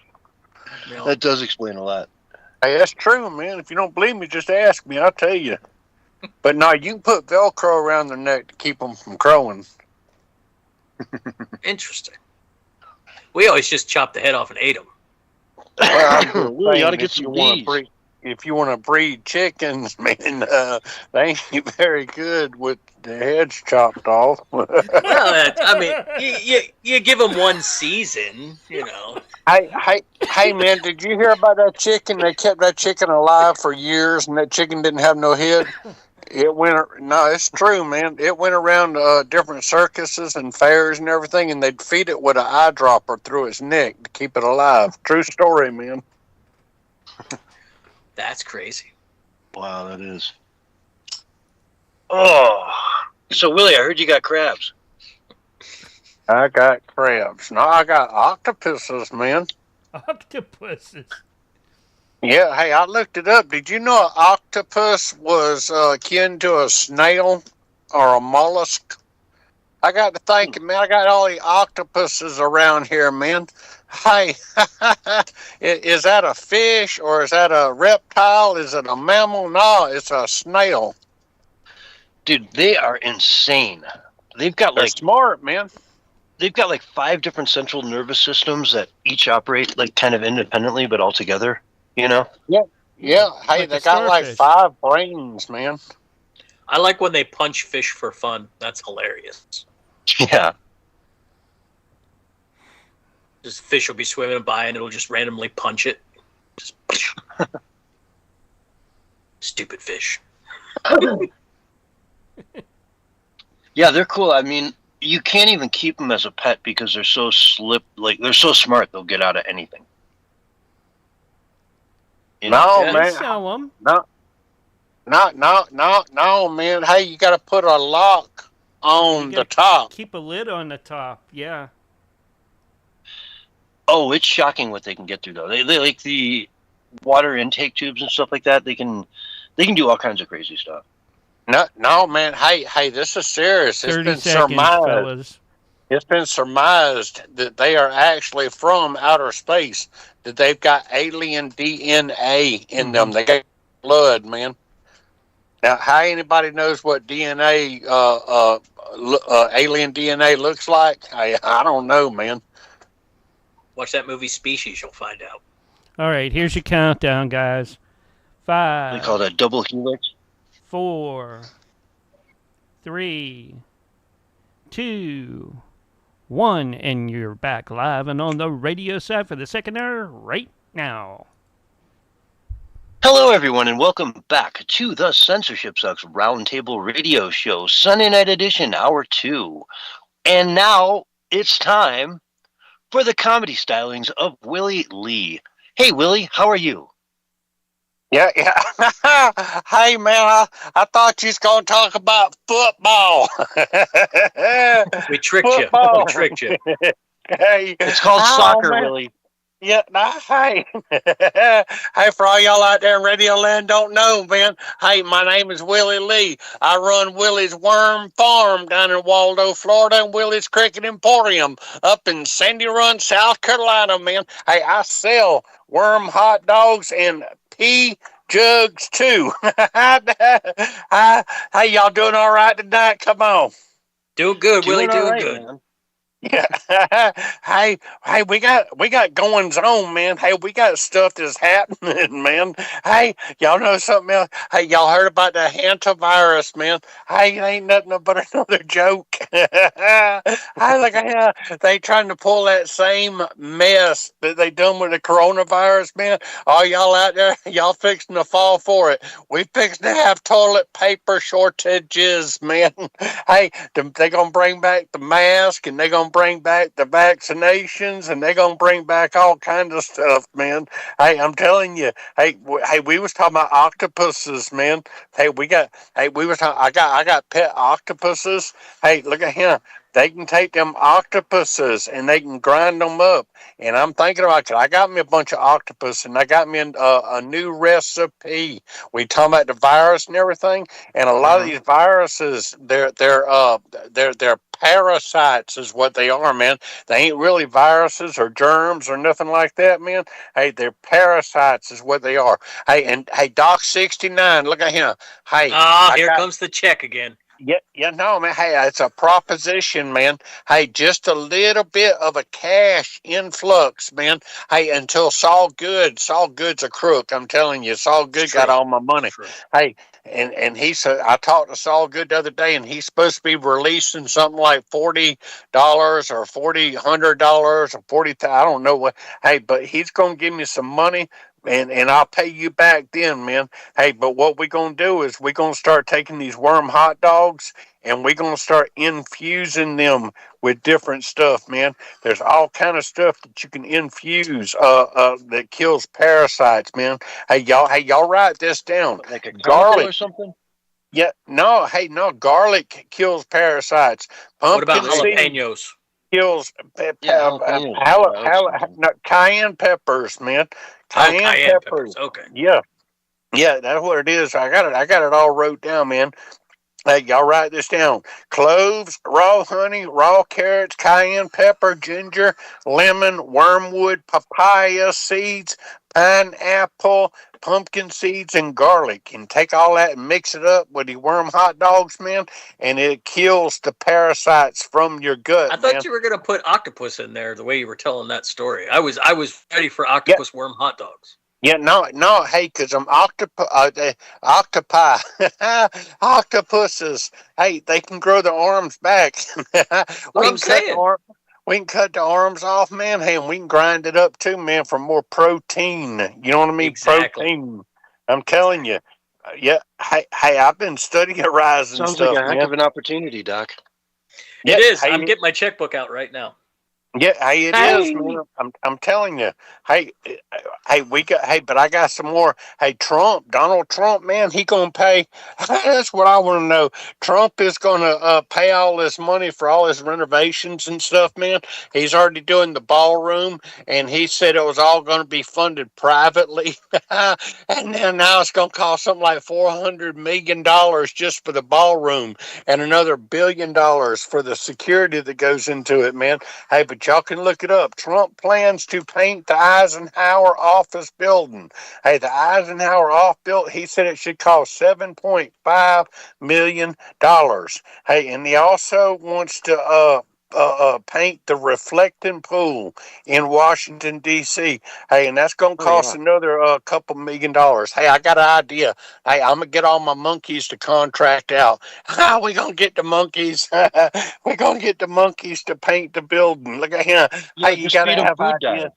Hey, you feed them a bunch of FD&C blue number 6, and their pee will come out blue, and they can just pee on the pool. Yeah, hey, look at him. You got to have ideas, man. Hey, that sounds like a good idea, man. I might have to hire you on for my consulting firm, man. Hey, but I'm serious, man. I'm wondering what Donald Trump is thinking sometimes with all this, man. Every time he turn around, he's sitting there spending more money. We're going to give money over to them people over there in the Middle East, and hey, guess what? We ain't got no money. He's threatening China. China don't care, man. Hey, Donald Trump, I ain't going to lie. Hey, I like Donald Trump. Don't get me wrong, man. Hey, but it's like a matter of, hey, you can do better. I listened to John Kennedy. He was talking about something. He's like, just don't suck. Don't suck so don't suck not so to much. suck when the government's in part of it. Like, I mean, if it was just Trump by himself doing some of this stuff, he might be okay. But you get the rest of the government there. Yeah, man, I'm telling you. Hey, I ain't gonna lie. Hey, there's a lot of stuff that goes on in this world. It don't make any sense. Donald Trump, I listened to him. He said I took 3 cognitive. Willie, all you do is fanboy on Trump. You're his biggest fanboy. I swear. I don't get it. Why do you? I mean, can't you talk about anything else than just how much of a fan you are of Trump and how much you love him and how he's the greatest president ever? No, I do. Hey, I love Donald Trump, man. Hey, he's like family. I'm telling you. Hey, but y'all got family members out there that suck. Hey, they ain't True, perfect I all the do. time. Hey, you love them. Hey, you love them. It don't matter what they do. You still love them, man. But then you kind of wonder why they do what they do. Donald Trump said he took three. He took 3 cognitive tests. He said they was hard. He said I aced them. Hey, y'all, guess what? Hey, a cognitive test should not be hard. It shouldn't be hard. He said he took 3 of them, and I'm sitting there thinking, I'm shaking my head. I'm like, Trump. I'm like, Donald. Come on, man, do better. I took 3 cognitive tests and they were hard. Those words came out of his Okay, mouth. Willie.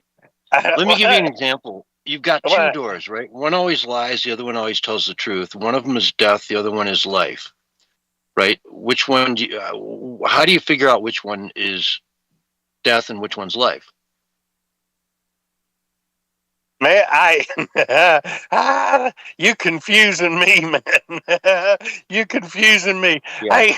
Hey, hey, Rudy Giuliani, he got out of the hospital, or he's still in the hospital. Hey, he can't afford to pay for his health care, man. Hey, he's trying to. Hey, this is in the news. He's I trying thought to have. Mandani was going to take care of that, though. I Yeah, thought no, Mandani, yeah. the commie, was going to give everybody health care in New York.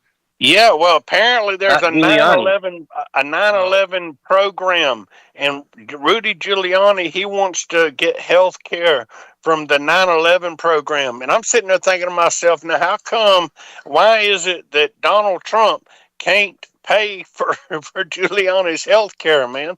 Hey, that man put his career on the line. I'm sitting there thinking to myself, that there's something wrong with that whole picture, man. Yeah, there's a I don't number even. of people that Trump did not invite back into his inner circle in this administration, and Giuliani is surprisingly one of them. Yeah. You know, I mean, I Yeah. can see like a Steve Bannon, but you get a Giuliani, it's that guy seems very legit and loyal and just on the up and up. What you see is what you get with Rudy Giuliani, as far as I can tell. You know. Yeah, It's man. odd that he isn't helping him out, especially considering all the billions of dollars his kids are making on those weapon deals with Israel. Mm-hmm. Yeah, not. Hey, what was her name? Sidney Powell and Oh, Mike she's The burning. Lindell. Kraken. Man, yeah, the Kraken, the Kraken. Hey, man, they went out on a limb for him, man, and it don't seem to me like he's helping them at all, man. I'm looking at him. Hey, but did y'all know here? Not, hold on. Hey, did y'all know? We've got that big event coming up on July, on Flag Day, June 18th, is it? Where we're going to have the UFC fight on the White House lawn. First of all, have you guys seen the renderings of what that stadium will look like out in the? It's so cool. It's so No, cool. I haven't. But we'll see if Mike Lindell is there. Let's see. You know, yeah, he's not in his cabinet, but are they cool? Are they going to sit next to each other? Who knows? With Kid Rock. Maybe. Yep. Yeah, hey man, hey, they stuff going on in the news. All right, Willie. What other news do you got? I don't even know what you're Yep. talking about. Somebody on some guy, man, you confusing me. Hey, The UFC fight on the White House front lawn. yeah, no, hey, You don't know about that? I don't know nothing about it, man. Hey, there's this woman. She got on the Carnival Cruise Line, man. Hey, she got drunk. This ain't no lie. She got drunk. They overserved her, and she fell down. Hey, and then she got hurt, and then she sued Carnival Cruise Lines because they overserved her, man. Isn't that their whole business model? Yeah, man. Hey, yeah. Hey, To they overserve want. people? Like, Yeah. They want everybody drunk by the time it's all said and done with, man.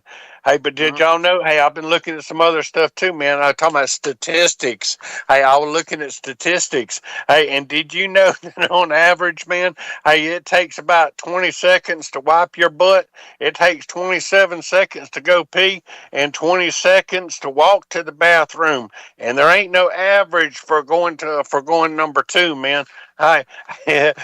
Pooping is depending upon, but they got all kind of different statistics in Guinness Book of World Records. Hey, did y'all know? Here's something y'all didn't know. Y'all probably noted or forgot you noted or whatever, man. Hey, the most snails on the face. There was an 11-year-old kid. He covered his face with 43 snails for 10 seconds, man. That's a world Was he record. French? Yep, Was no, he French? his name was Finn. Finn Kelleher Some is fat what his French name kid at a was. buffet. Yep, 43 snails for 10 seconds, man. Hey, they got another record for amount of watermelons on your stomach. Hey, there was 48 watermelons sliced on a person's stomach in 1 minute. The longest ear hair. Hey, and this is what I'm going for, man, because I got an ear hair. It's coming out my ear, and it's right at 6.5 inches right now, man. Hey, I measured it. Hey, this is a world record. Record for hair growing I from the see where center. we're going here.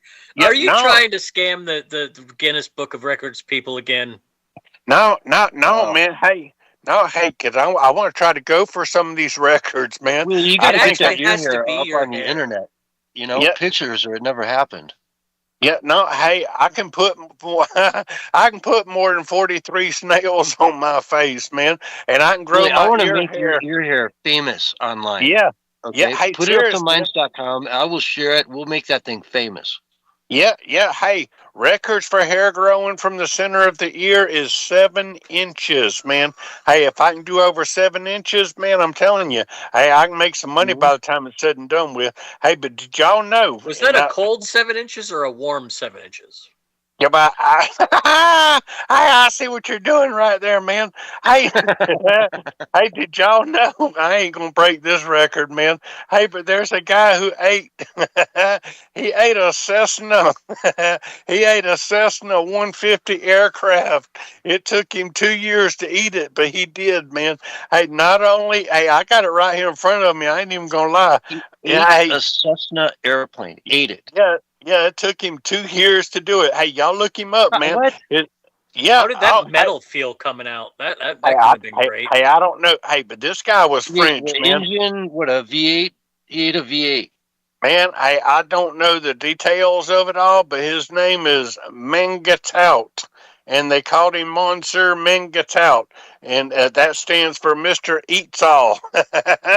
They said his digestive system allowed him to consume 2 pounds of metal per day. So he started. Hey, he's also ate a bunch of shopping carts. He ate 7 TV sets, 6 chandeliers, 2 beds, a pair of skis, and a computer, man. He ate a copy of a textbook. He ate a Cessna 150 light aircraft. He ate a waterbed, too, man. He ate, I'm looking at he it. had to wash it down. He needs something to wash all that down. Well, it's a water bag. You Yeah. just wash it down with the water in the bed. That's what I'm saying. He ate 1,600 feet of steel chain. He ate a coffin with the handles. Hey, y'all can look him up in the Guinness Book of World Records, man. Are we sure this person is human?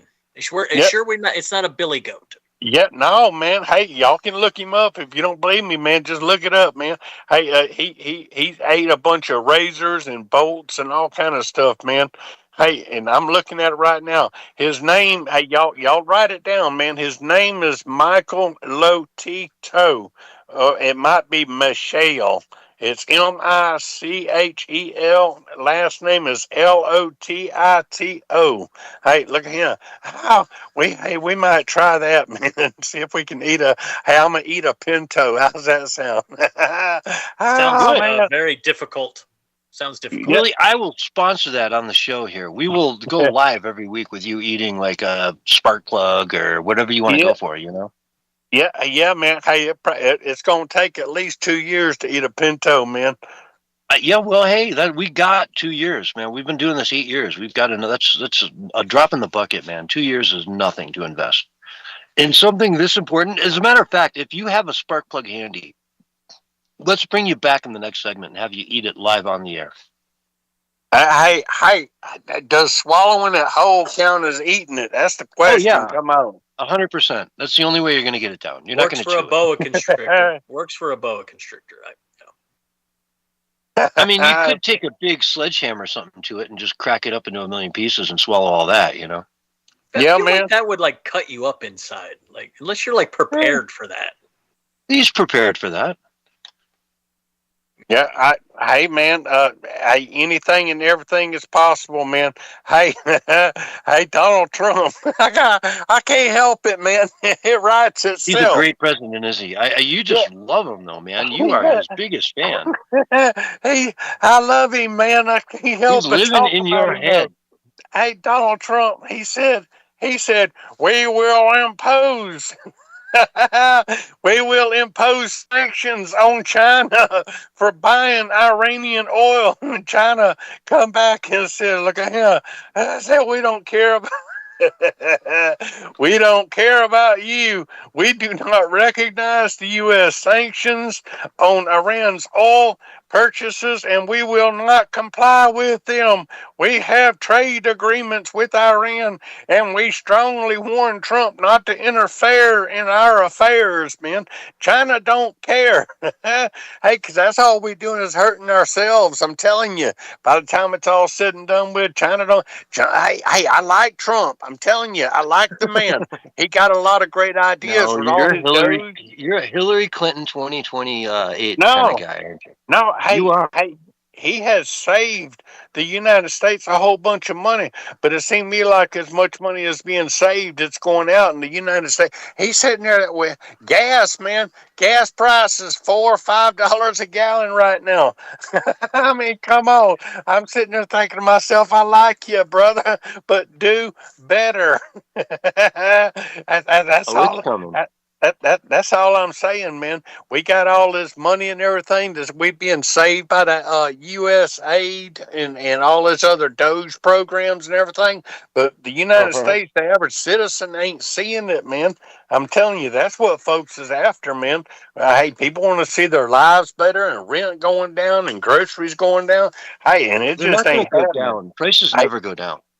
Hey, that's all I'm saying is that do better. Try not to suck so much. Hey, but I guarantee you Donald Trump is 100% better than anything that Kamala woman had to say or that Biden. Hey, Biden wasn't even really Biden, man. He was robots, man, clones. At least two of them were clones. At least two of them. Yeah. Yeah. Every time you seen Biden talking, you thought it was Biden, but it wasn't really Biden. It was an actor, man. Hey, no, they ought to take that guy. He was paid. Hey, what do you call that? What's that? Actor club? That actor? Oh man, what do they call Actors it? Guild? For men. No, that. No, that man. SAG? Crisis actor group, man. What do you call him? Okay. Yeah, that's Crisis all he actor? was, man. Huh? Anyway, folks, we are all out of time. No, hey, hold That's on. enough of Willie for this week. Hey. We're going to go to break, and we'll be back with more from the Censorship Sucks Roundtable Radio Show right after these messages about how the Earth is round. Hey, it's flat Earth, man. Hey. He got it in. It's flat. No, it's round. No, it's flat. It's flat Earth. Don't you see the ice wall? I couldn't think of the name of that. What is that? IMDb is what you were probably thinking, right? No, that crisis group. What they call them? Even Trump has said it. That's what this whole. Oh man, what is that? Are you talking about the 80s band Tears for Fears? No, man. It's where they go to hire crisis actors. Craigslist. That definitely doesn't sound like The Cure. You're talking about Craigslist. Yeah, Craigslist, but there's another term they're throwing out there here lately. I just searched it. There's actually a group that hires crisis actors called Vision Box Crisis Actors. That wasn't what Willie was thinking about. No, it isn't, but I thought that was interesting. Yeah. No, thinking about Hollywood. Central Casting. There you go. That's Central it. Central Intelligence Casting. Agency casting. Yeah, it's all central casting. The whole world is a stage, man. It's all a play. It's a good play, though. All I can tell any of you is just be happy, man. Life is short. I'm telling you. Every time you turn around, there's something else in the news and something else and something else, and seems like it's all the time bad news. And sometimes you just need to kind of say, "Hey, you know what? I ain't even gonna worry about it." Because Hey Willie, today, thanks for the comedy stylings. You were very stylish tonight. I'm still trying to figure out if he's going to smash a spark plug or just swallow it whole. Yeah, you want to come back in the next segment, Willie? And I wouldn't be surprised if he smashed it so much that he just made lines out of it and just sniffed it.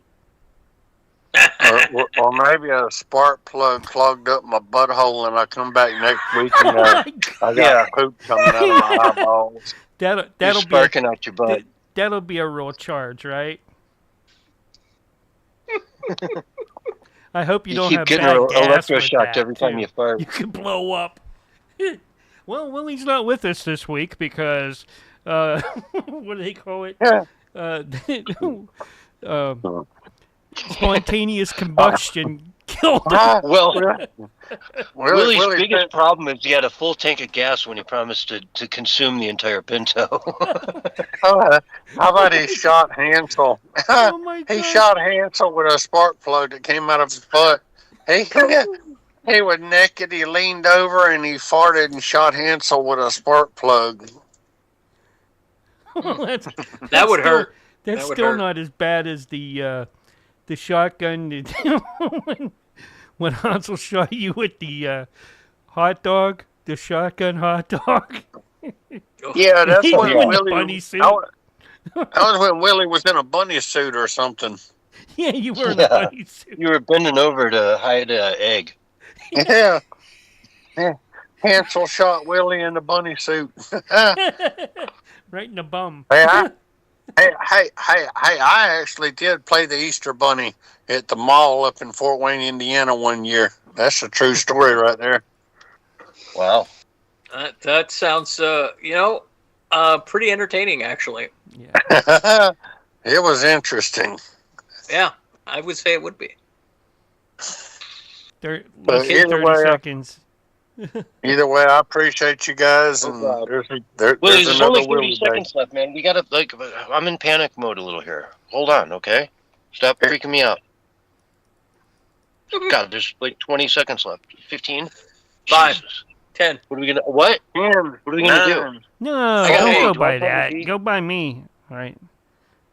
All right. I love everybody out there. Here comes 5, 4, 3, 3, 2, 1, and you're back live and on the radio side right now. Hello, everyone, and welcome back to Hour 2 of the Censorship Sucks Roundtable Radio Show, Sunday night, May 10th, 2026. And Doc, I think we're going to have a good old time convincing Willie to eat his car. It sounds like it. I think we're right on the verge of convincing him. Yeah. I mean, I'm ready to get behind this. You know, you with your unlimited checkbook, your crypto money, we should do some stuff here, man. Buy him a smelter so that he can smelt down like his fender in little sections and drink it. Well, I mean, you don't want to drink molten steel, but you get my point, right? Turn it into little teardrops that just go right down. Yeah, that would help him out quite a bit. And come right out, mind you. That's right. Because he ain't going to digest that. It's all going to end up in the bottom of your latrine.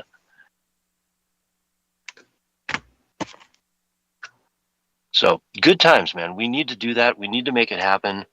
And I don't know, man. I just sense Willie is very anti-Trump lately. Do you get that, too? Maybe, a little bit. I mean, you could be anti-dumb ideas. That may be what he's anti. Maybe it's just not Trump. Maybe it's just bad press. Yeah.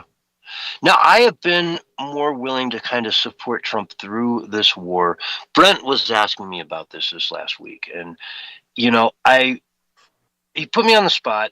And look, I support him for now. 30, 60, 70 days into this. And it's been pretty much like off, you know what I mean? For the last kind of couple weeks, there hasn't been much of anything, no bullets flying, nothing like that. So yeah, we're 70 days into it versus 2 weeks or 3 weeks at most, which is what I was promised. I'm willing to give him a shot, but we're getting near the end of the rope here. You know what I mean? Yeah. And I want your opinion on it because you are, much more anti-war than the average person out there. Well, the situation is that and this is a observation I've made over the years, that in the last probably 10 to 15 years, kinetic warfare has become almost obsolete. It doesn't mean that it doesn't happen. It's just that it fails to achieve the desired goals. There is so much competition now with the ability to produce very quickly things like drones and stuff like that, missiles, rocketry, and everybody has them. It makes war at a kinetic level so much more difficult to achieve any real goal. And I think Trump has an idea in his head that he can force Iran to do something that they don't want to do. And I don't think that is the case anymore in the world that we live in. I think 20 years ago, 25 years ago, if Trump were president and he had done this, could he have forced them to capitulate? Probably. But he is contending with an entirely different world, militarily and information-wise, than what he's, grew up with Iran, like what he politically matured with his ideas. I mean, he's always had the same kind of idea about Iran back since the 70s. So it's, he's still stuck in that view of America as this dominant military force that can use its military to force people to stop doing things. And I think that world is gone. And I think that he's put himself in a really bad spot that, like you said earlier, he can't back himself out of because it would look weak. Yeah. He has to come out a winner. It's just Trump's mentality. He's not going to come out a loser in this thing. And so no matter what, he's going to paint a picture that makes it look good. And it's not going to be a forever war. We know that. There's no way this is going to drag on to the end of his term. There's no way I think it drags on past, next month. Again, we're 2 months away from the 4th of July. And it is the biggest celebration. I mean, I'm old enough to remember 1976. I was a toddler then. I was very young, but I remember it. I remember, getting my first bicycle was like a Schwinn limited edition banana seat with the red, white, and blue pinstriping. And I mean, car manufacturers made, 1976 special edition red, white, and blue cars. It was a big deal. I don't see 10% of that energy this year. And I think that's globalism, though. I think that's what happened after the 70s was all of our industry, and along with it, a lot of the patriotic sense of our own well-being, like the idea that human beings in America are somehow special, which we are. I'm just going to say I believe that the Western culture is special, but that belief is kind of dissipated with globalism, where we buy all our stuff from China, and we get all this from South America and this other stuff from Europe, and it's not we're not America made, America built, America strong anymore. Where America bought that, and I don't think that translates as well in the pride department. Yeah, there was a video I remember seeing a number of years back. I think it was the Britisher on YouTube who, he countered the concept that like Europe or, the Caucasian race has no culture, and just showed how preposterous that concept was. and compared it across the board, opera, you know, an Italian opera to what they do in China with the, you know, it's like an annoying noise. It's something your neighbor's cat does at 3 a.m. versus like the most beautiful thing you've ever seen in your life, you know? Beethoven, Shakespeare, gosh, David, you know, the amazing sculptures and things that exist in Western culture that they just say doesn't exist. England has no culture. Yeah, right. What do you mean England has no culture? They contributed nothing to the arts and society through the years? Nothing?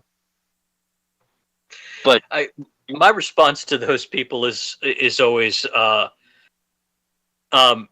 he typed out on a device created by an American and in English. That's always my response to those people. Like the people that say we don't have culture. They say it in English and they type it out on a machine or they say it into a camera that these ideas were conceived by Western people. Our culture developed the thing that you're communicating to me with, and you're telling me that I don't have culture. It's absurd. Yeah. But yes, I agree. It's shocking how easy people say that. Yeah, and as much as we like crap on Hollywood, it's Hollywood. E.T., you know? I mean, there's a million movies out there that you could point to that are just breathtaking, you know? Just stunning works of art that changed people's lives forever. No. Saving Private Ryan, you know? God, I did 2 Spielberg movies there in a row. But you get my point. I could... I need to dive into, what's his name? Weissman? Harvey... Yeah. Harvey Weissman? No, what's his name? Harvey... Weinstein, yeah. Yeah. All his movies. It's amazing, too, man. If you really watch a lot of, like, older movies, like anything from the 80s, 90s, 2000s, they're all Weinstein movies. Yeah. You know? Like... He was the gateway to Hollywood for a long time. Yeah. Yeah. And either way, though, Hollywood, as much as we rip on it, has produced magic through the years. Just absolute stunning magic that blew you out of your seats, you know? Jurassic Park. I remember seeing that in the theater like the night it came out and being blown away and just telling everybody, yeah, go see it. Like, go see it on the big screen while you can. Yeah, Hollywood has spread Western culture to all the corners of the globe. Oh, yeah. Like, same with the music, like you said, the music that Western culture has produced. It's spread all across the globe. I mean, Western culture created the idea that a man alone with his skills was enough. And that led us to colonialism, which, you know, for all the bad things that happened, colonialism was great for the world. It unified the world in trade and actually slowed down the process of the deconstruction of various cultures. Like the China and the West trading led to an explosion of culture in South America that didn't exist before. Mm-hmm. You know, like, yeah, colonialism. Wow. We're going down that road, huh? Colonialism is good? Yes. It was good at the time. It's a lightning rod, you know, but I could make a case that in a lot of places, colonialism really, really, really helped the people. Where would India be today without, you know, England having ruled over it for as long as they did? You know? 1000 AD still stuck in their caste system. They've got railroads. It's the same railroad with the same cars and the same everything that England put in there, like, you know, 80 years ago. But they've got them. They wouldn't have it without what, you know, England did for... I mean, again, that's controversial, right? But where would it be? Well, and this will be even more controversial, but where would African Americans, like true African Americans they didn't come over here after slavery was ended, the ones that their families were brought here against their will, and then they we fought for their freedom, and they are now true Americans. Where would they be without colonialism? They wouldn't be Americans. Wow. They wouldn't be in the free. You're They wouldn't going be in the full freest Jesse world. Lee Peterson on me, aren't you? Hey, would you rather live in Bantu, South Africa, or would you rather live in America? I would rather live in America for sure. But And I think if you ask most people in America of any race, they would say that. In fact, 40 million of them came here illegally because they'd rather live here. I hear you, and I get what you're saying. It's just, I'll let you say it. It's controversial. I know. I understand. But look, their lives are better. I mean, how many millionaire African Americans are there compared to how many millionaire Africans? Yeah. Percentage-wise. How many studs are just, black dudes are just rolling around Atlanta just owning the place? You know what I mean? Like, it's, I mean, hey, I hear you. They really, if you asked any one of them, hey, as part of reparations, you're going to give your 40 acres and a mule, but it's going to be in Kenya. Well, most of them would say no. I'm pretty sure. Yeah. I'll just cash that out real quick for pennies on the dollar, and thank you very much. Exactly.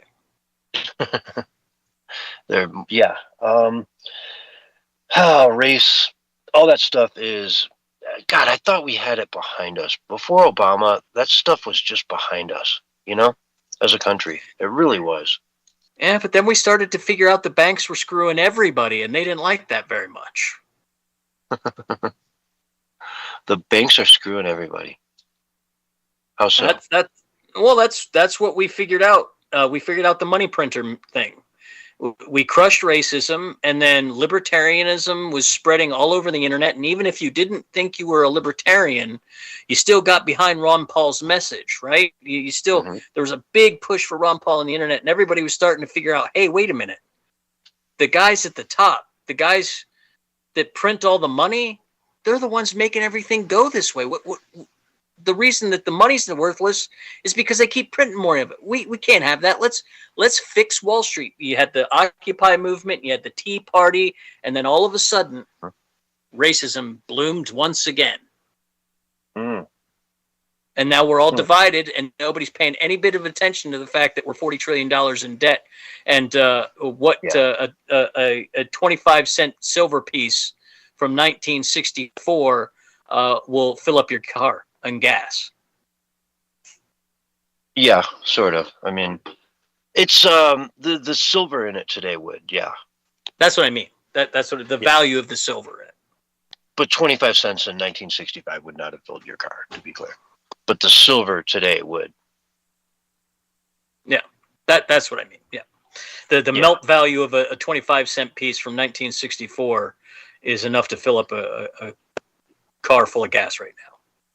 Yeah. Fractional reserve banking is, what you're talking about, where, if I'm a bank and I borrow money from the Fed, I can lend out, I can loan out, let's say I borrow $1 million. I can loan it out to somebody, keep 10%, and then loan it out again to the next bank. So each bank sort of has a layer where they can leverage it back up to the 90% of the original or the preceding loan. If that makes sense. And now with the way that they changed the reserve requirements, essentially every single item of debt is creating new money. So everything that is bought on debt now is actually creating new dollars in the system. And so when you have a system like that, the people lose. And like I said, we started to figure that out in like 2006, 2007. We started to really figure that out, especially after the housing market crashed in 2008. And people got really upset. And they were like, wait a minute, you guys keep printing the money. And then all of a sudden, racism. Yeah, it's the Federal Reserve, man, in the Fed, audit the Fed, in the Fed. We're both on the same page with that one. It's the dark monster from Jekyll Island that needs to be reined in, i.e. eliminated, really, and bring that power back to Congress. You know, that's where it Yep. belongs. Congress used to have the power to print money.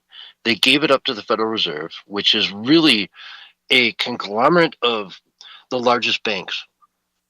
Who Yep. owns the Federal Reserve? All the largest banks in the United States own the Federal Reserve, right? Which is crazy. It's not federal, has nothing to do with the government. It's a group of the largest banks in the world that run the Federal Reserve and decide when to loan out money, when they're going to have another QE, when they're going to raise and lower interest rates. All that good stuff is handled by a board of people that are from the largest banks in the United States. It's a wild, crazy system. It needs to be eliminated, and it needs to be brought back into control. And we need to go back on the gold standard, if we can even do it now. Or maybe, Doc, we go on the Bitcoin standard. I would love to see us go back to a commodity standard, Bitcoin and gold and silver, all three. Yeah. And I wouldn't even mind like the GSCI, the Goldman Sachs Commodity Index, kind of sprinkled in there a little bit, you know? Hard assets. Something that's actually backing the currency instead of each dollar coming into the system through debt with no backing. Something that at least guarantees that if I give you this dollar, I can get a dollar in gold or a dollar in silver, a dollar in Bitcoin. Like that's what we need to make prices go down instead of up all the time. See, a positive economy should deflate. Your money should get more valuable over time. But because we live in a inflationary economy, everything constantly increases. Yeah, you heard about great grandma putting money in her mattress. You know what I mean? You'd be a fool to stuff your mattress full of your life savings if inflation is at 10% under Joe Biden. Right? Exactly. You're losing 10% every year just sitting on nothing. I mean, again, you can put it in a bank and make 0.25% a year in interest on it. You're kind of the same fool. It's at least a little safer at the bank, maybe, unless you live in Canada and believe in, rights. Yeah, exactly. But again, I think Bitcoin can get there. I do think actually Bitcoin could replace the dollar system over time. It's just going to take a long time. Now, let me ask you a question, because we talked about this on the Wednesday show, and I was mentioning that I wish you were there because this was right up your alley with quantum computing, AI, and all of that goes with it. How can Bitcoin be safe and hacker-proof in this environment? Well, the core blockchain, they already have a working group who's about 4 years into quantum proofing research. So the technology and the encryption exists to counter what quantum does, and they're working on installing that into the Bitcoin blockchain. But will it protect your phone or your hardware wallet or your seed phrase? That's a different story. That's the only place I could see AI and quantum computing really being a concern.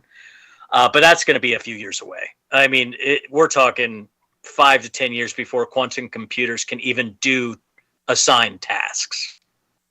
Mm-hmm. Yeah, it just seems like as secure as it is, at some point it's just going to get rolled over. And again, they've got to be right every time. The hackers only need to be right once to just shed an insane amount of fear through that market, where it just goes limit down. And what is limit down on Bitcoin? Is there a limit? Oh, yeah.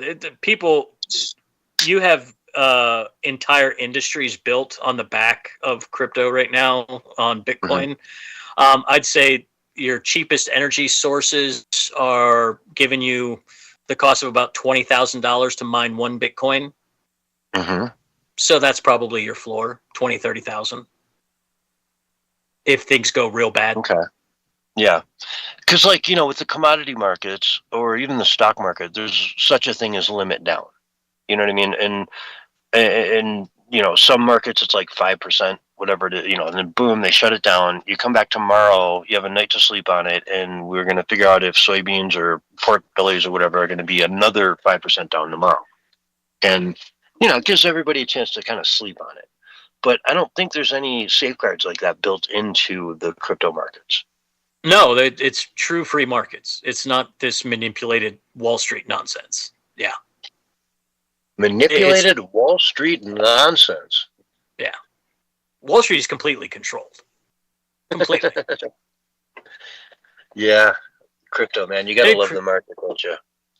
It's getting there, though. Like crypto's, if the Clarity Act gets passed, crypto's in real danger of being sucked into TradFi, right into traditional finance. So we're still fighting for freedom. It's a long road. Mm-hmm. At least they put it into the jurisdiction of the CFTC instead of the stock market, the SEC. Yeah. I mean, that keeps it from being a currency, though. Yeah, but it also it keeps it from being an equity, which has insane levels of jurisdiction that apply to it. If it's a commodity, it's like a grain of corn, or it's like a soybean. But then it can't be used as a currency. If they get it ruled the way they want to, the idea of cryptocurrency goes away and it becomes just another commodity, which is a proxy for electricity. Oh, interesting. See, they don't want you to be able to, they want you to incur a tax event every time you sell Bitcoin. So if you're trying to use it as a currency, most of the current methods require the company at some point has to convert it into cash to use it. And that's a taxable event. And so they're creating a law system that will prevent cryptocurrency from being used as currency. Oh, interesting. I see where you're going. Yeah. Interesting. I mean, again, like technically, if you're holding a currency like, I don't know, some Zimbabwe, right? And it goes up and you sell it, it's if it triples in value and you've got $1 million of it, then that is a taxable event per se, technically, I guess, right? But no one would treat it like that. Correct. You know what I mean? You just say, like, again, Canadian dollars, US dollars, there's, situations where people do business across borders and hold each currency. And, if it goes and fluctuates 5%, 2%, whatever, they don't treat that as a taxable event. It's just, I've got money in Canadian dollars and, oh, good. They're looking, better now.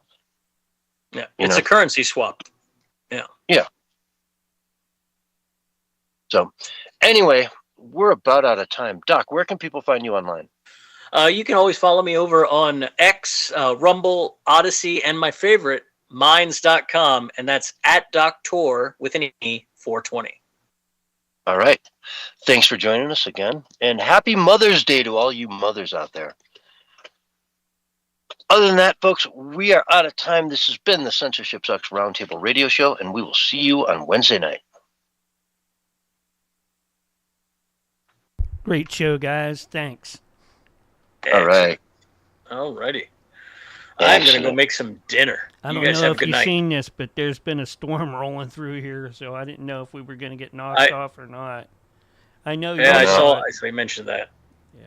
All right, guys. Have a good one. All right. All right. See you, Doc. All right, and let's see who I can host out to. All right, Mark. Thanks. All I'll see you later. Take care. I'll see you on Wednesday. I'll get it up and out like I always do. Peace. Mm-hmm. Let's see here.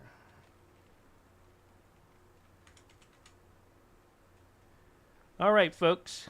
If you're out there, we're done for the night, but I'll be back with some music later. So, but I'm going to take you over to some music, some great tunes, and we're going to hang out with the Veterans Radio. All right. So, everybody, take care. Have a great night, and if not, well, come back later when I bring the music back up. All right. So, let me host on out over to Veterans Radio.